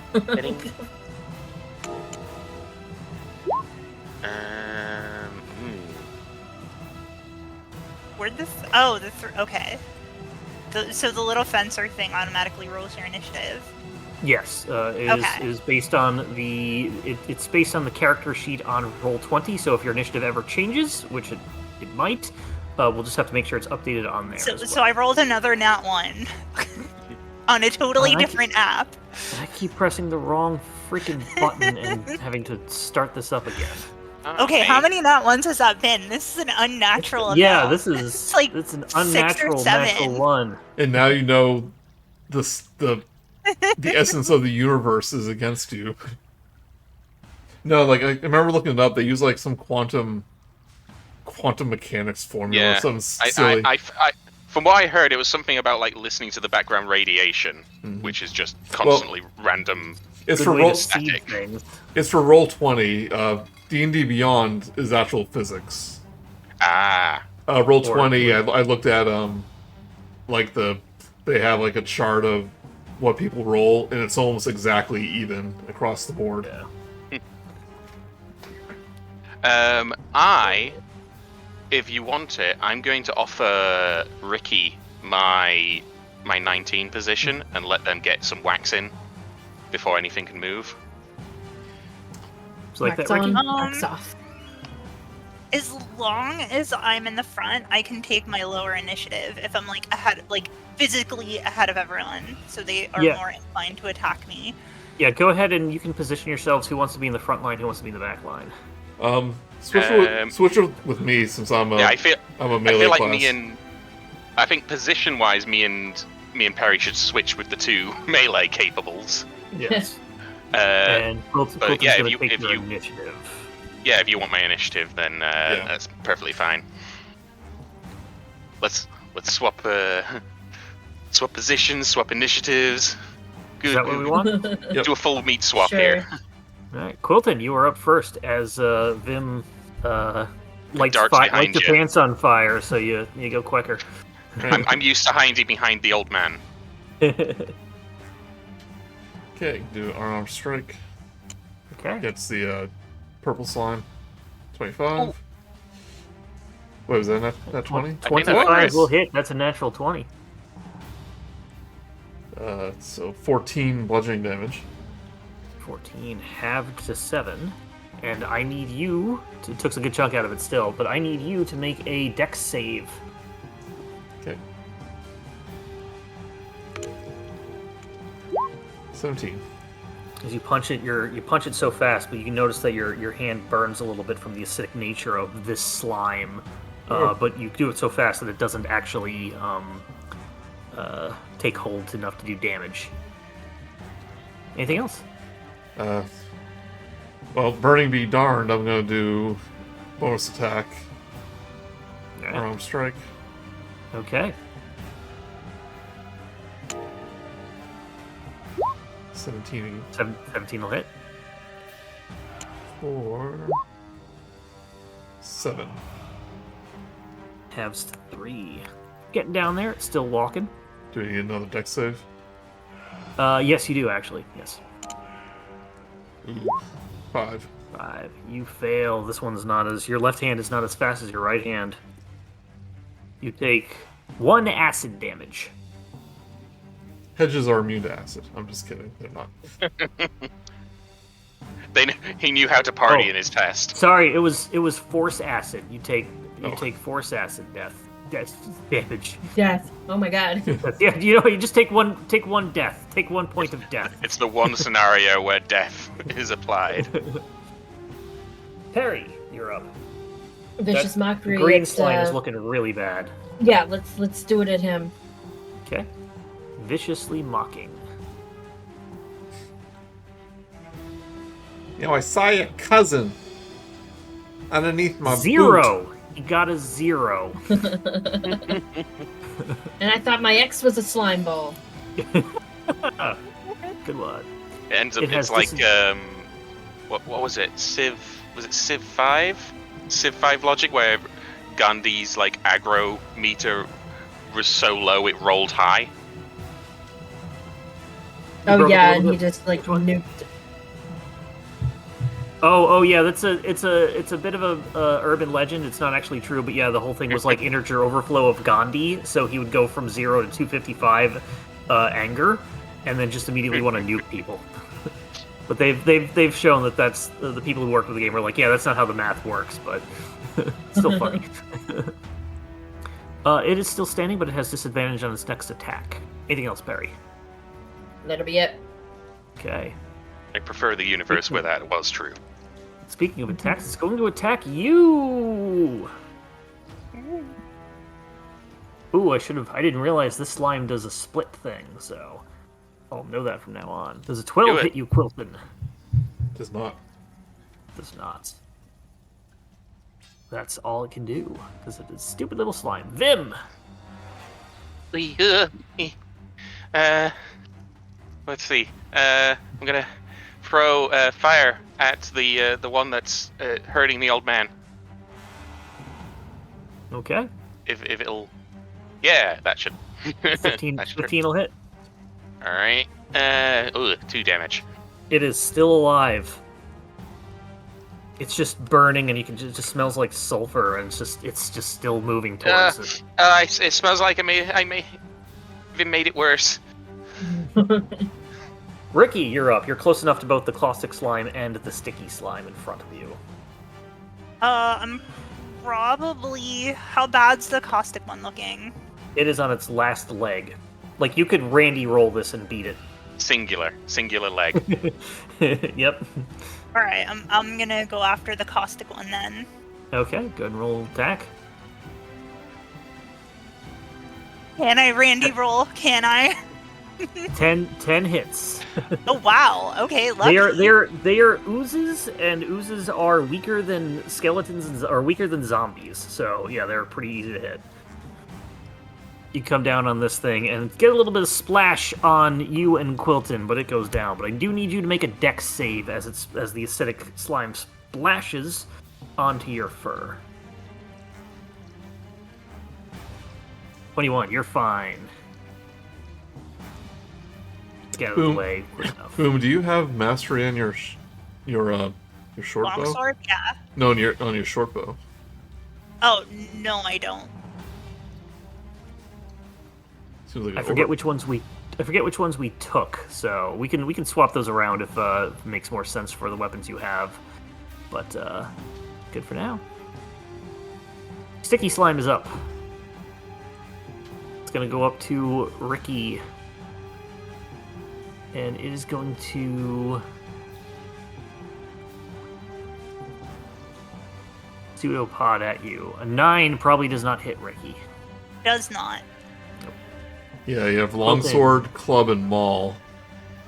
Yeah, I might switch them out, because I don't know Yeah. how many bar fights I'm going to be getting into. Yeah, I would. That's right. We chose them based on like what would you actually like at this point in time. What would you have done? And it was like bar fight, improvised stuff. So. You can switch them on a long and short rest.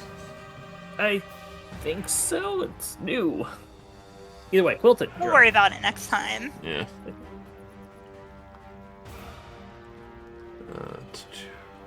Use the bucket. Mr. Bucket, No you're bad the idea. one. We're well beyond buckets. I mixed up Mr. Buckets Bucket of and fun. and rubber ducky. 24. Well, Mr. Buckets has a more questionable. One off a crit this time. 7. Both hit. Are they your fists? Yeah, they're both the unarmed strikes. Yeah, the my first sword. one does 3 and the second one does 3, so it's still there. You're just happy slapping this jiggly ball. Do I have to make dex? I need you to make Oh, these a are- strength saving throw Yeah, these aren't both constant. times. Okay, strength. Correct, but it's something different, so I need strength. 16 and 15. 16, both good. Your fists do not get stuck to the sticky slime. That would have been really funny, but it didn't happen. Perry, you're up. Let's go again.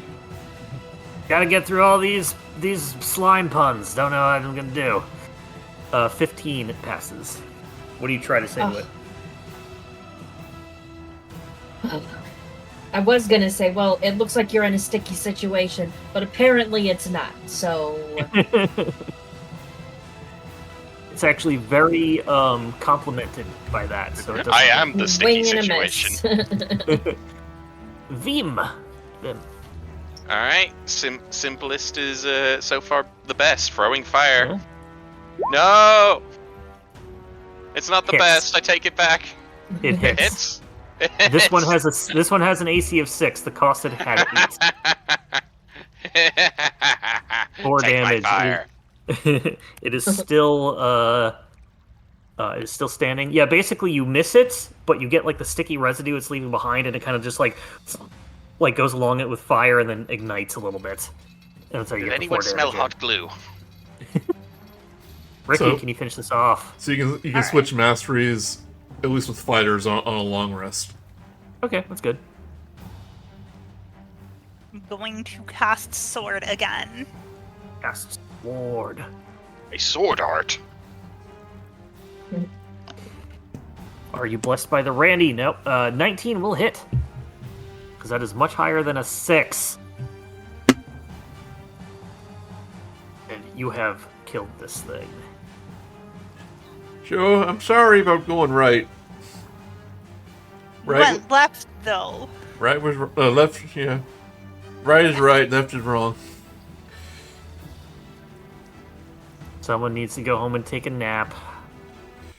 Listen, this is usually by this time of day, I'm relaxing on the front porch, sipping on my lemonade. I mean, definitely not gonna blame you. I was literally gonna say go left too. So Oh, good. Yeah, I don't want to be responsible for that. So we come out of this tunnel and we go right, which from this point of view takes us outside because that's where we came in. Yeah. If you want to take a look at the slimes, one of them, just give it to you. As you were pretty much pummeling them. One of them has an intact magnifying glass. Ooh. Should remind me when I burnt ants using the sun. You could probably sell it for 40 gold pieces, but it is also a item that is mechanical. We stick that in the shared loot. Yeah, put it there. Cool. said it's mechanical. There are game mechanics. I mean, to Oh, to okay, mundane items okay. now, yeah. Because it used to, magnifying glass used to have stuff. They used to have things like an abacus or a weighing scale, which makes sense thematically for some like backgrounds, but they didn't do anything unless you were just clever to do something with it. But now this set of rules, they made sure that every item had at least something associated with it mechanically. Okay. This one is mechanical though. It does have an extending handle. Just Okay, gotcha. Go, gadget magnifying glass.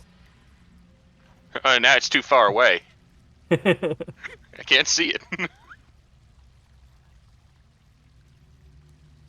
So how about we Do something real quick. let's neither left or right. Let's just go straight. We'll outfox this cave.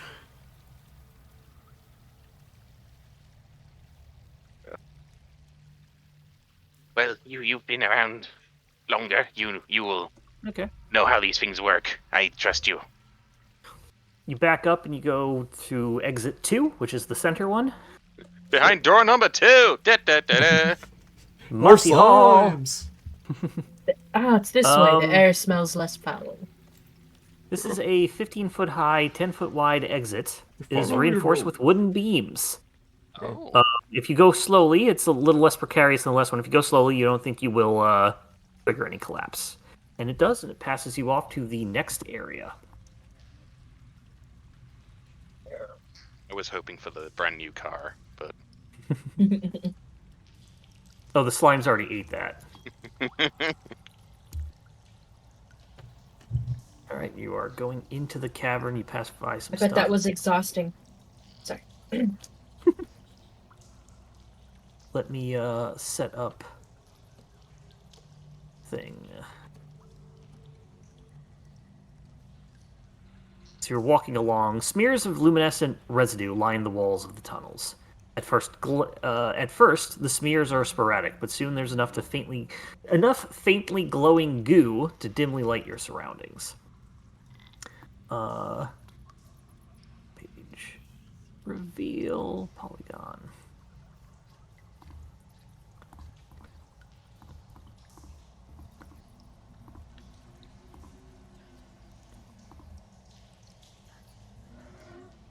Sorry, just do this real quick. There we go. Let me bring you over to this map. You're all in the bottom left, and you can set your order up as you wish. Should we do marching order that we had at the beginning? Yeah, sounds good. Yeah, I was wondering if you just weren't using the map. Nope. It's the maps that the person made. For third party stuff, they didn't make sense for the other maps that he made for this one because it didn't match up with like the descriptions and I didn't know how to use them. So those were easy encounters. I was like, screw it. Yeah. Coming upon a space that seems to be the center of a cave, you round the corner. Do you see a young Corvum woman?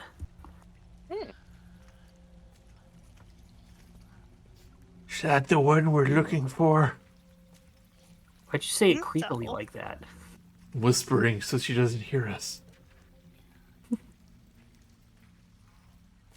I'm guessing it's fine to assume she is. She is standing next to a rock formation. Because of the sheen of slime covering this bird folk, you are quickly able to deduce that she is in fact stuck to the rock. Her eyes go wide and suddenly focus on something above you. A giant slime drops down from the ceiling and attacks. Oh no. Probably should have had you all come into the thing first. But the narrative is written, and I just read what's written. Well, I would put us in the room then, if that's the case. Yeah. Well, you're, not quite the room, but, hold on, go ahead and back up a little bit.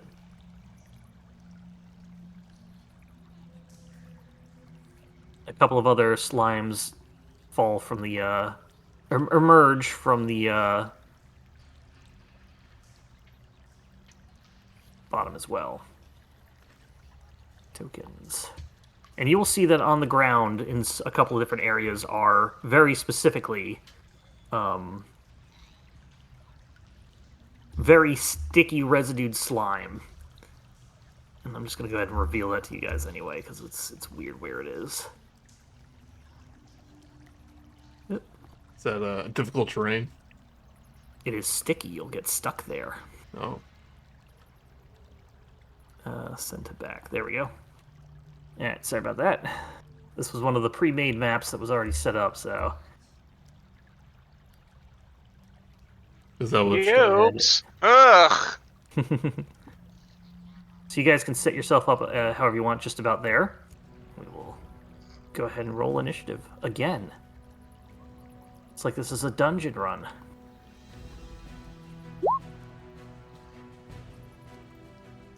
I rolled a 2 that time. Hey, get a little better. Oh wait, Well, 3. Well, I have an 18 to offer if anyone has enough ideas. Nope, I'm just waiting for him to get to us. I'm gonna shoot at him in the meantime. Alright, there we go. Rikki's just gonna stay back. Alright, yeah. Well, Perry, you you said were we up get first. stuck if we go in there, right? Yeah, it looks like you might get stuck. Do we know that though? You've been walking enough and you got high enough on the sort of some of the nature checks that you'd be like, yeah, this is gonna be sticky, especially seeing the bird folk stuck to the wall. Like this is the same sort of goo. We it's not know it's going to be permanently- sticky because Yeah, it's compared to everyone else, it looks like a dance floor. Yeah. You can dance if you want to. Just so many spilled drinks. Oh man, I need more slime puns. But I'm gonna go vicious mockery. I can just reach the big one. Okay.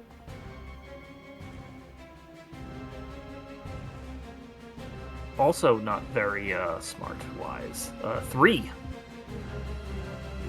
I see right through your tricks and the rest of you too. Oh. Good luck, everybody else. But here's the thing: Damage, the good thing about Vicious Mockery is it's not damage; it's the debuff. Yeah. It turns bright violet after you do that. Huh. Violet, you're turning violet, Violet. Yeah, it it very noticeably like shifts color like a mood ring. It's mood slime. Mood slime. That. Quilton, you are up. This thing loses 2 damage. Well, I am not going to go through the sticky slime. It's going to prepare a punch if any of these get close to me.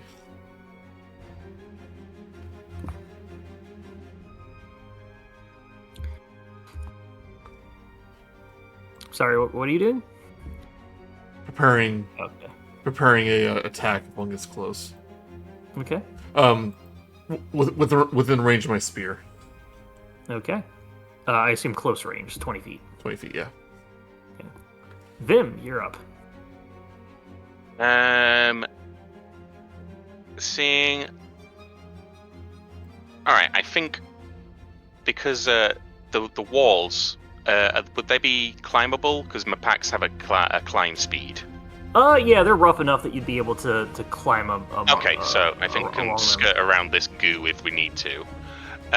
What I'm going to do is I'm quickly going to sort of squeeze my hand past some of the quills and give Quilton the jump spell, so they should be able to jump over Nice. the goo spots if they need to. No, just here. Let's put a spring deck in that step of yours, shall we? And You just give him a hot foot, and that makes him jump higher. just light a fire under his feet. And for my action, I'm gonna cast. I'm gonna throw fire at one of the close by slimes, I think. Red down here. Yeah, I'll go for red. Yeah. 15 will hit for 4 damage.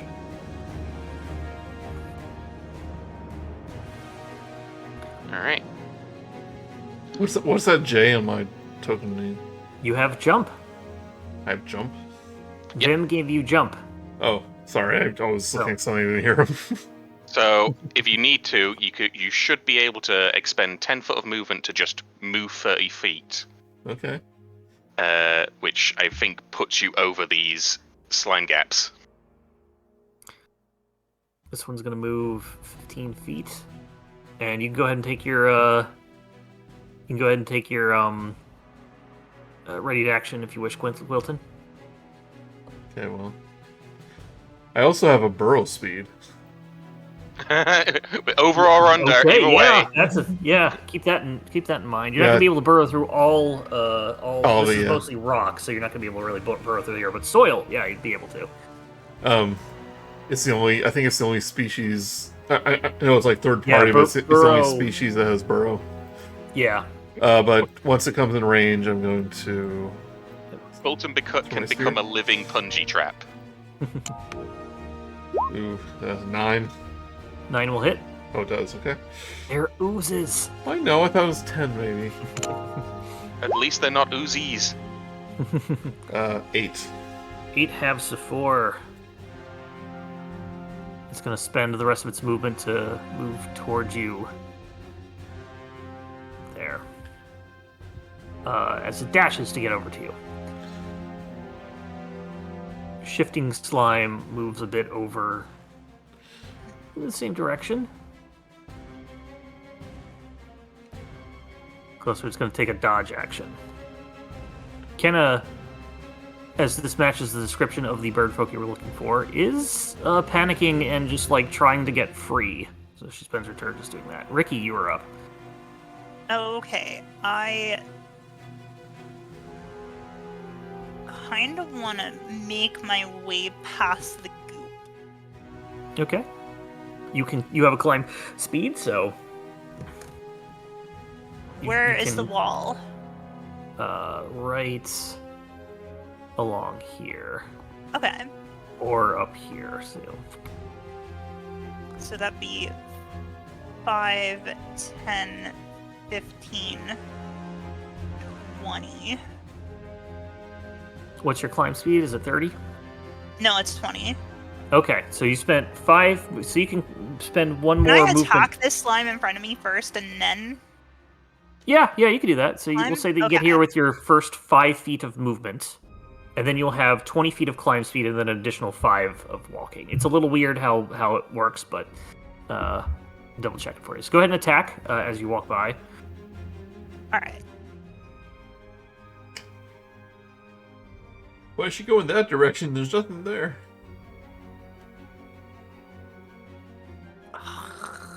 Yep, still hits. 8 will hit. This one is a AC of 6.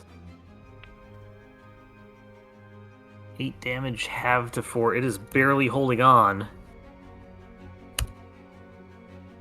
It's not going to bother taking attack of opportunity as you walk by. Alright, where can I move to? Alright, so if you want to move as far as you can into there, I would say you could get to here or here. And then Probably. with the rest of your movement. Probably Yeah, there? probably there. Okay. The other sticky slimes are up and they're just going to start moving towards what they see. Bloop, bloop, bloop. Bloop, bloop. Perry, you're up. Oh boy. Well, we Wonder know where what this you're is gonna going. Remember, you have like bardic inspirations to give out too. Yeah, I was thinking about that. I'd like to whip out my lute and give a little ditty to a Quilton. Okay. Alright, Quilton, you have inspiration? Bardic inspiration. And what else would you like to do, Perry? Well, I mean, since that's a bonus action, let's let's get a little vicious mockery in there. On which? The one that's in front of Quilton. Okay. Does that one glow, or is that just a regular? That is a regular one. It fails.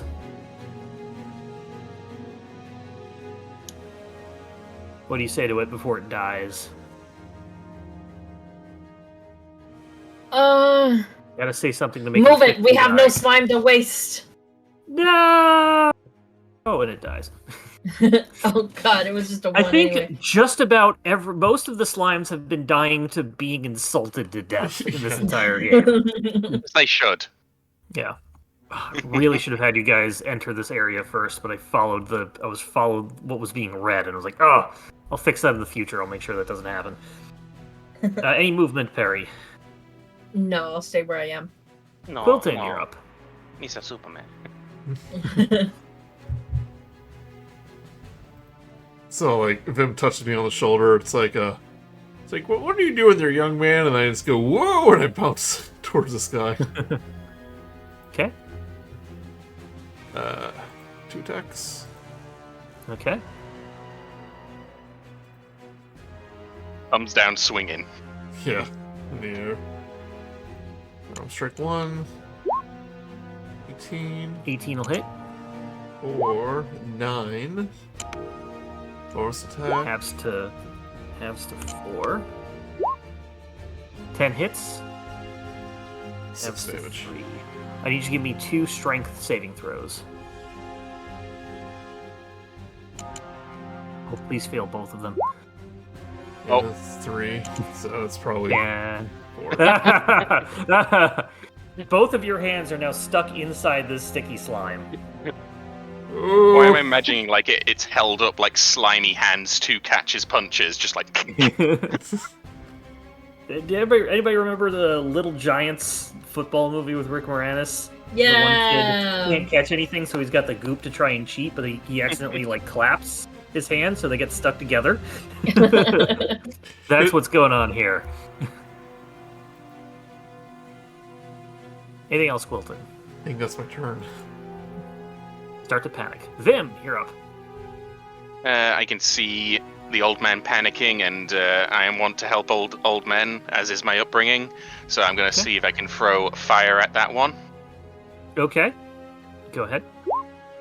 13 will hit. with 6 damage. That is enough to kill it. Just enough. But I'm going to say... Joey, roll 1d4. Just confirm. Unarmed strike can be it. Doesn't have to be your hands, right? Fists. Correct. It has to be any sort of thing. I assumed you just punch. But Oh if no, you wanna- his head got stuck. He headbutted it. Oh no, I was Yeah, just, if I had another turn, I was just saying what kind of kick or headbutt. you can. Yes, that is Okay. technically an arm strike. You were going to take 2 fire damage. I'm sorry, I'm adding that. 1 fire damage. Oh. As it basically Oh. burned the thing that was covering your hands. Watch it! I thought you said that stuff wasn't hot. No, the stuff in the lantern. This is. Oh no, I'm sorry. Why don't I jump over there? He's hopping mad. It's going after Rikki as Rikki entered first. Wee. The shifting slime comes on over. Still in this purple sort of tint, actually. There. And it's gonna go ahead and pseudopod you. Does a 9 hit? No. At least it doesn't fully pod you. It just pseudopods. Yes. That's all it can do, unfortunately. Kenna is attempting to get free, and she's sort of finally at least getting her arms free and trying to just get everything off that she can. Rikki, you are now up. Alright, I'm going to... I guess I'm just gonna sort it. All right, go for it. Sort it out later.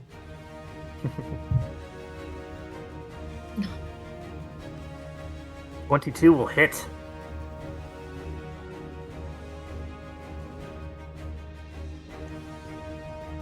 Doing a total of 7 damage. Does that sap go off every time? I believe Sap just said that it just happens on a hit, so it has disadvantage on its next attack roll. It is slashing damage, so guess what happens? Oh no. Oh. Did it change color again? It does. Oh no, I've got some weird thing going on where I'm now making infinite Uh-oh. icons. Let me refresh. Oh no. That happens to me too on Jumpgate. Yeah. Give me a second to refresh. So it's basically splitting into 2. It should be half the size and half the health. I'm going to bring a second one out, actually, instead of... Alright, let's Fantasia our way through this. So it doesn't change color again, it just splits. It's going to do both, actually, because you hit it. It technically is both getting... They both get the sap, and they're both going to change color. The color this one's going to change to is... Looking it up right now as I get it back open. Oh, no, it's only magical damage. So this one actually stays purple, as does this one. That's pink.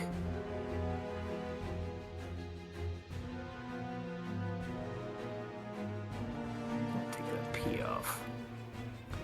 But they are both hit by the sap, so they both have disadvantage on their next attack roll.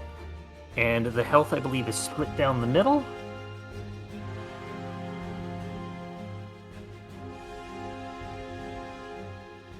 Is that like remaining health after damage, or? Yeah, I believe so. So they're each going to be... Yeah. All right. Anything else, Rikki? I'm gonna look around real quick. Is there anything close by, like a tree branch or something that I could use as an improvised club or maul? Make a quick perception check.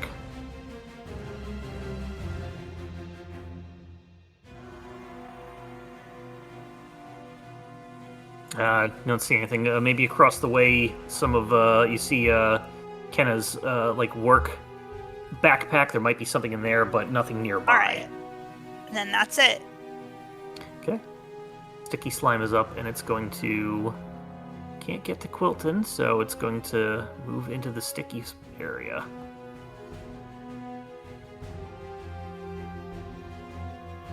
Perry, you're up. I'm going to just scooch up just a smidge, and the top glowy slime. I'd like to fish a mockery. Okay. So this one up here? Yes. All right. Rolls a -1. Wow. For glowing mucus, you're not too bright. It looks at you, and you connect with this. That is the most devastating thing you have ever said to a slime. And it does not flinch. It takes no damage. Ooh. It shimmers again, and it kind of turns purpley again, like it fades a little bit, and then goes back to being this sort of violet color again. Your slime's not like the other. The Kenna, stuck to the other side of the wall, shouts out, It's immune to magic when you hit it once! Try something different! Does it switch? Yeah, I don't know, I don't have magic! You're just a mechanic? Wait, Any other The movement mechanical or bonus slime. action? wait. If she doesn't have magic, how did she know it was immune to magic? My book said so! Yeah, Is it immune to books? Don't trust books. Well, if it turns to book color, then yes. Any other action, bonus actions or movement, Perry? Let's give some bardic inspiration to Vim. Okay. No, Rikki. Sorry. Okay, Rikki. Rikki does look like a Vim, so Bimkey. I believe you get a D6 out of that at level 1. Yep, D6. There you go. And so you'll be able to roll that afterwards and add a D6, Rikki, whenever you want to on any D20 roll. Okay. Quilton, you're up. I bend my knees. She's like, okay, I'm prepared for it this time, and then boing! I do a little twirl. Ah! Jump over here. No magic, huh? I think there's a literal like Sonic move where he does like spin, jump up into the air, and then fly forward, doesn't? But I like to like flavor it too, where I use like a wind burst. Yeah. I'll get used to this. Right, no slashing. Arm strike. 8. Misses. Bardic inspiration. Okay. 12. 12 will hit. Yep.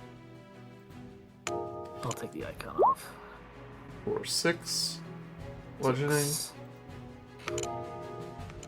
And 21.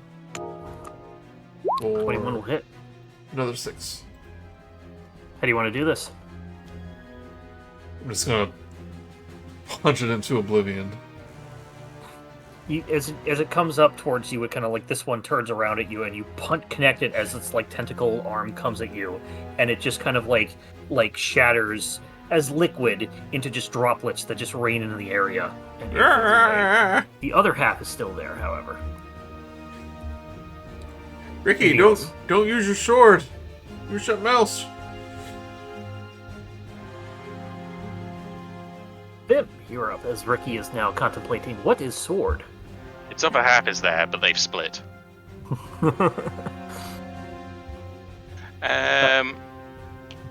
Seeing the lack of effect, I I'm gonna shift my focus to the one that's sort of making its way towards us, and I'm gonna throw some fire at the sticky slime.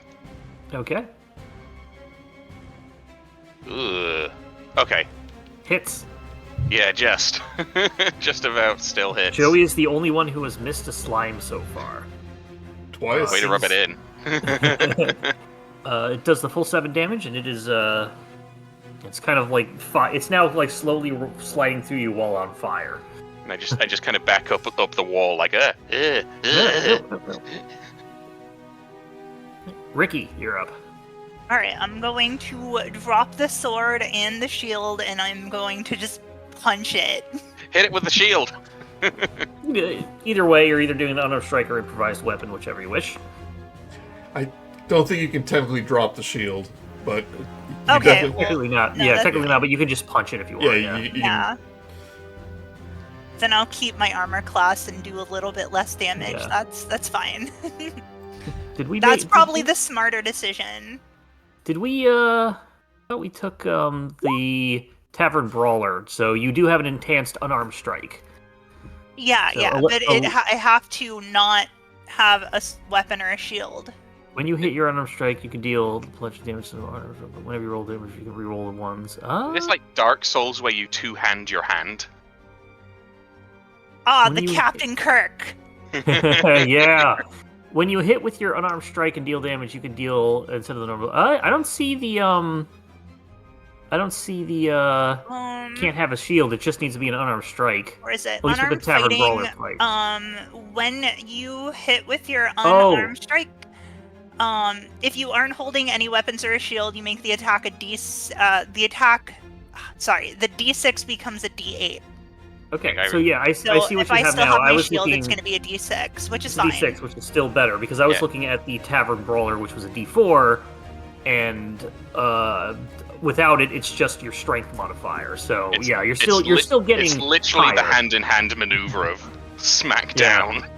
All right, so go ahead and roll damage. The 11 will hit. Shields Alright.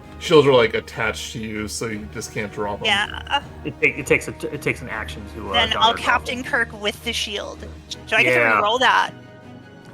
Oh, because it was a 1. Yeah, reroll. Aw, heckin' yeah. Take that, Randy Cap. You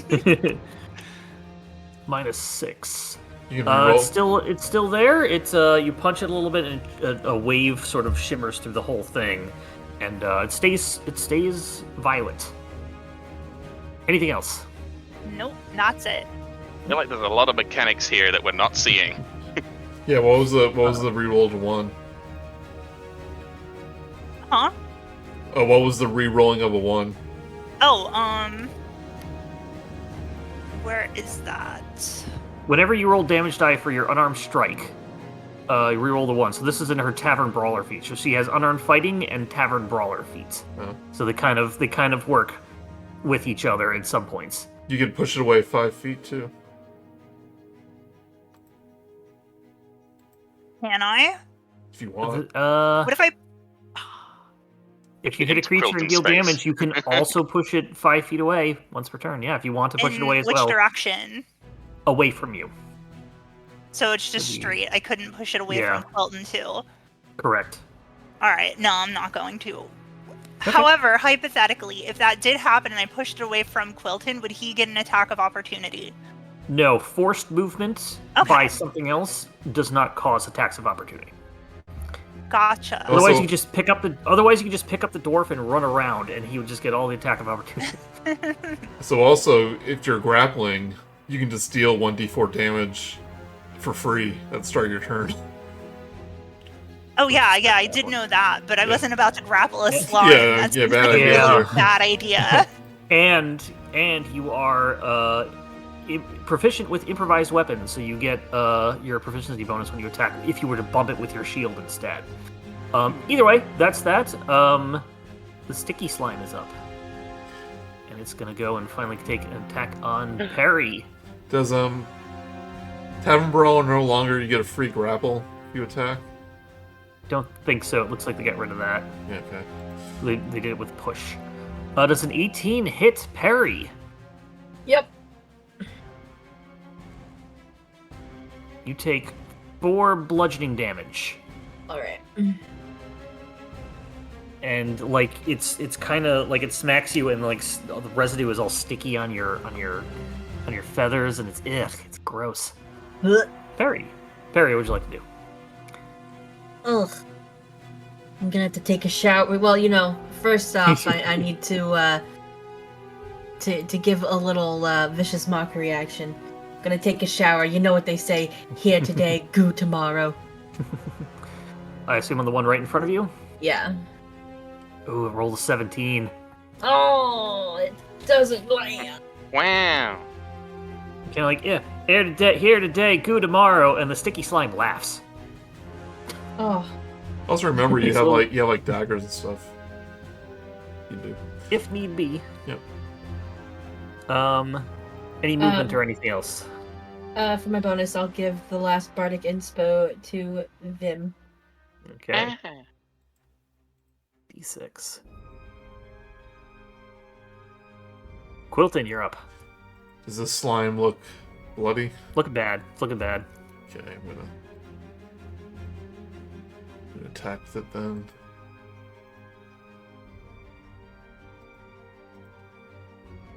Straight. There we go. 22. 22 will hit. Or 9. It is still standing. I'm looking worried at Perry.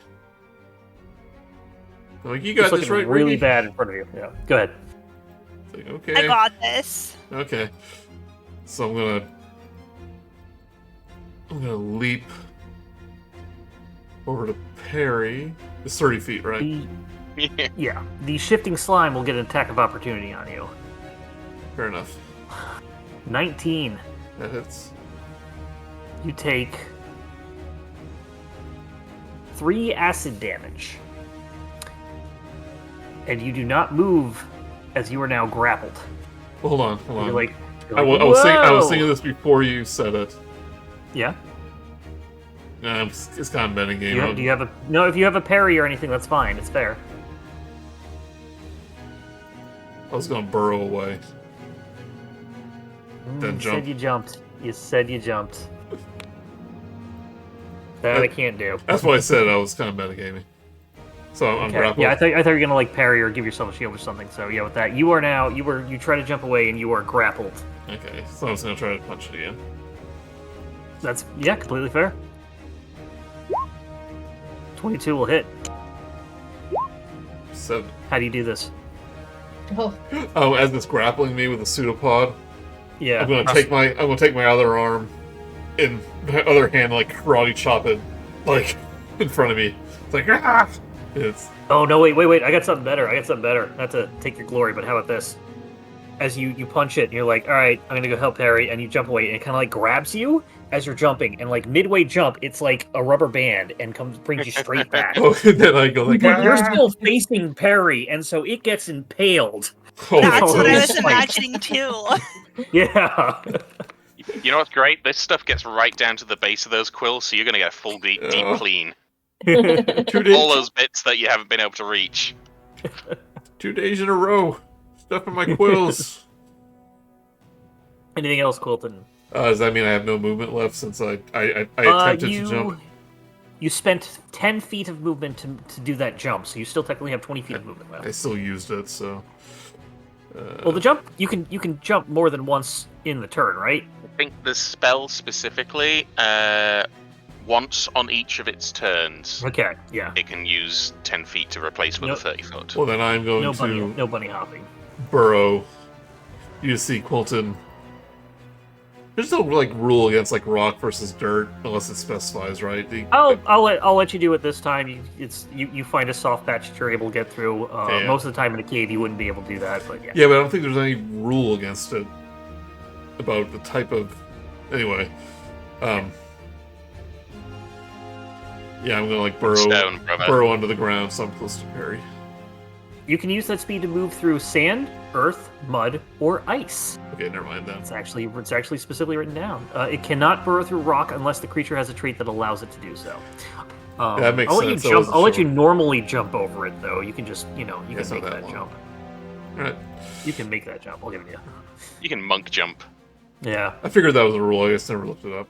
Yeah. It's nobody has ever had to do that before. Vim, you're up. All right. It's a very simple situation. I'm gonna throw fire at the slime. Is Vim like clinging to the wall as Oh, he's yeah. shooting fire? Yeah. I'm a little gremlin right now. I just imagine him like clinging to the wall and hissing at the slimes. 20 hits. I did that with my kobold character who Ew. hated rats and had his brain taken by an devourer once, and then when we came into a room full of cranium rats with their brains exposed, I was like, nope, right to the top corner. Mark says my kobold character like he's only ever played one. That's true, but it's my best kobold character, my original kobold character. Gee. You're worried about hitting Quilton and Perry, so you kind of take it wide, and you only get 1 damage on the sticky slime. It's just a small flame this time. Ken is still stuck. Rikki, you're up.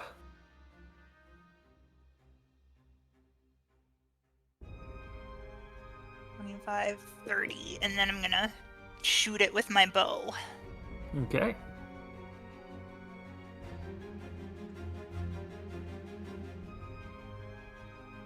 I mean, I'm not the DM, but you do have a shield out. Oh, fair.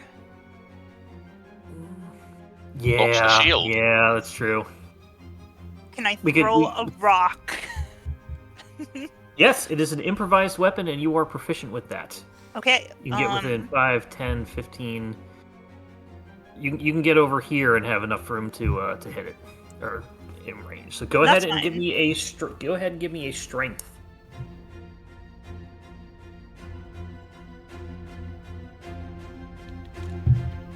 Nine will hit. Roll me. You are proficient with. Roll me a 1d4 plus your proficiency, plus your strength modifier. So you just roll a strength check. Okay. Not the Did save. I just the type check at the roll top. 1d4? Click on the strength button on your on D&D Beyond Okay. at the top, not the save, the strength itself. All right, and then Click, boom. I did. It gave me a list of a bunch of words. Oh, the little button. Just roll me a 1d4 then. Yeah, actually, I don't know why I was saying click that. It was not the right thing to do anyway. I was completely wrong. Yeah, just roll me a 1d4 and we'll add 3. Sounds good. So just type slash roll 1d4. That works. For simple things, I just use the thing on the toolbar. Either way. Total of 5 damage. Halves to 3, or to 2. I We're know still there's a standing. toolbar, but I can't see it at the moment. Click the little double arrow at the very top. You probably collapsed it. Double arrow. I'll figure it out. Very, very top left. On the left-hand side, yeah. Oh, that one. Okay. Yeah. This one's going to take attack at Quilton. Good luck. 16. Miss. Yep. Perry, can you finish this off? Oh gosh. I don't remember if I dagger it, will it split? I think that was only You the, I haven't think seen, that was only the you big haven't one. seen this one's. Yeah, you haven't seen this one split, but you don't know if anybody's hit one with a slashing weapon. Okay. Oh, that's true, yeah. It's looking pretty weak, though. Question is, would it have enough health left to split? Yeah, exactly. Okay. Then let's do the dagger. Oh. Hits.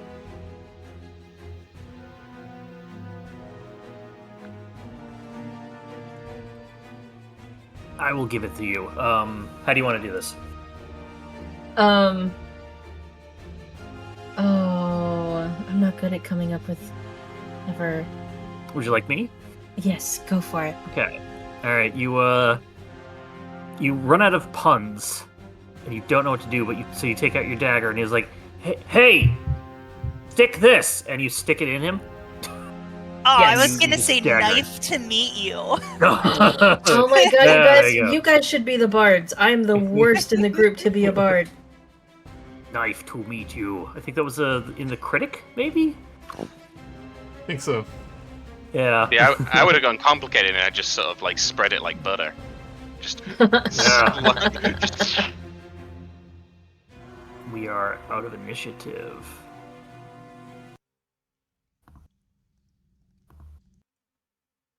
Boop.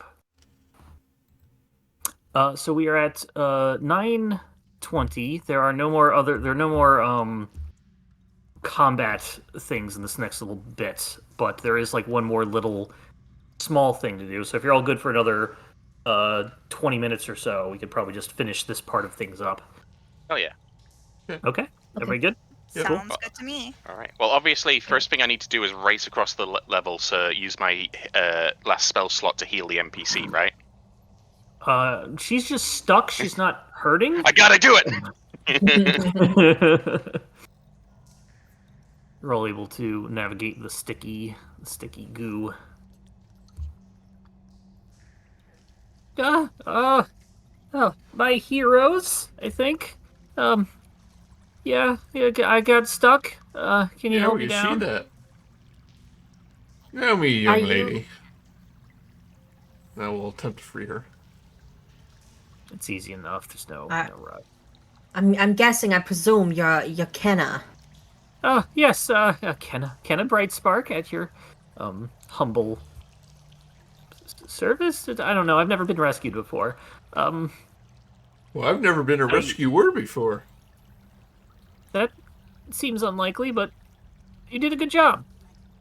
I don't know why you got this far in here. Are you studying slimes too? And just I happen to be lucky that you came along. We just No. so happened to talk to Magistrate Walden Crane, and he, asked us to look you up. He's always worrying about me, especially when I've not checked in several days. You know how it is. How have you been surviving? I mean, been trekking in here. I've not been stuck there for several days. I've really only been stuck there for like an hour. Oh, okay. There's just a patch of slime that looks like it's been heavily licked. It's the from Mass Effect. You leave the alien lady. You don't go after her first, and you go up there like at the end of the quests. She's yeah. been there the whole time. Liara, whatever her name was. Mm. Well, I mean, we should probably get back to him. But before we go, can I ask you for one little tiny bitsy little beanie favor? Little bit, maybe. Please. We guess you could ask, probably so that we know if we can say yes or no. Okay, right. I need a sample Of slime? of the slimes. No. Well, you're in luck. We're surrounded by it. I need just a special certain sample. I've been looking for it. I think it was just up ahead. If you can just help me get some, it's important to my research. I don't want to go back to the Reach empty-handed. I've been out there this whole time, and I just need this specific one. Please? Well, I don't see it as a problem. I mean, we came all this way. Oh, thank you so much. She takes out like a special vial to anybody who wants to try and do this. She brings you over essentially to like a next chamber, and there's this sort of goo ooze pool, more or less. And she just needs like a quick, proper sample. Can I get, like it deep down in there because it all settles on the bottom, but it's a little too much for me, and it's acidic and it hurts. Oh no, I'm sorry. Let me back that up. I'm sorry. Let me re-explain that. I'll get right to your ShortStack. Sorry, I messed that up. It's not an ooze pool. It's like it needs a live slime, but from like a special one. And there's a couple in here that are non-aggressive, so you can just kind of go up to one and try and get it out of the middle of the slime as fast as possible. Sorry. Go ahead, ShortStack. Sure. Mage Hand? Can I? Completely yes. Gonna hand the vial over to Perry because I was ready to do it. And I'm gonna hand it to my Slowly. hand. Rikki And takes the- the vial, is the like, hand yeah, I takes can off do with it. this. And then Perry's mage hand is right next to her, kind of like giving me the, like, come on, give Taps me me on the vial shoulder. thing. Yeah. Oh, good idea. Pass it on. You don't even have to make a sleight of hand check for this. You just automatically do it. There's no danger or whatnot. You got this. It just flies through. It just goes gloop and keeps going. With that, you backtrack. Well, there you go, Miss. Oh, thank you so much. All right, let me get my things. Let's all get out of here. Can't believe you were trapped in the slime for 3 days. Wow. No, it's just an hour. I've been studying the slime for 3 days. It's been an hour. 3 days. No, Actually, what time is it? I've been in here the whole time. It's There's no 3 days daylight. later. Yeah. It's Rose Day. Swamp.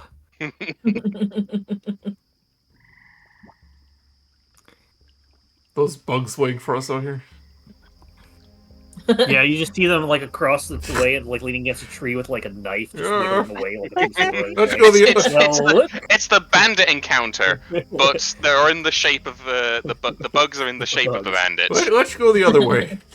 well, look who came crawling back out of there with their thoraxes and their antennae. Oh, that's right, you don't have any of those, because you're not one of us. Now let's throw down. I am once again 1 million ants. So you do see some bugs. You kind of like take a wide berth around them. I know those deploy guys. my Start smoke. heading back. I know Smoke those screen, guys. smoke screen. I know those guys. And with that, we will see what happens on the return next game. That is game 2. We did it. You fought every slime the same way and won. Hey, I knocked out quite a fair few. Yeah, you did. You had like all the finishing touches. When it's the most effective option. Hey. I mean, vicious mockery is a good spell, especially now it's a little stronger. Mhm. Yeah, definitely should have had everybody enter that room before dropping the slimes on there. Would have made for a much tactically more interesting encounter and threatening encounter So good. from that point. But still made good use of it. Does the mage hand get the inspiration? It did, but Yes. it used it. It used it up for it faded Yep. away. It Good used job. it to give the Terminator thumbs up as it sunk back into the slime. Yeah. We're reusing that one. Yes. Oh, it's so good. You gotta use it more than once. All right. We've just created a fifth NPC. The mage hand has its own personality. It's not controlled by Perry. It just decides whether or not it helps out occasionally. Basically like a ethereal thing from the Addams family. Yeah. Yes. Comes from the aether. But yeah, we did it. That was part 2, and hopefully you'll be on your way to Alderheart next time. Hopefully. I mean, what could go wrong and keep you there from going to where you need to go to save the day? Can't be anything. Might as well just bring you there now. Well, we'll see. Might as well. Yeah, thank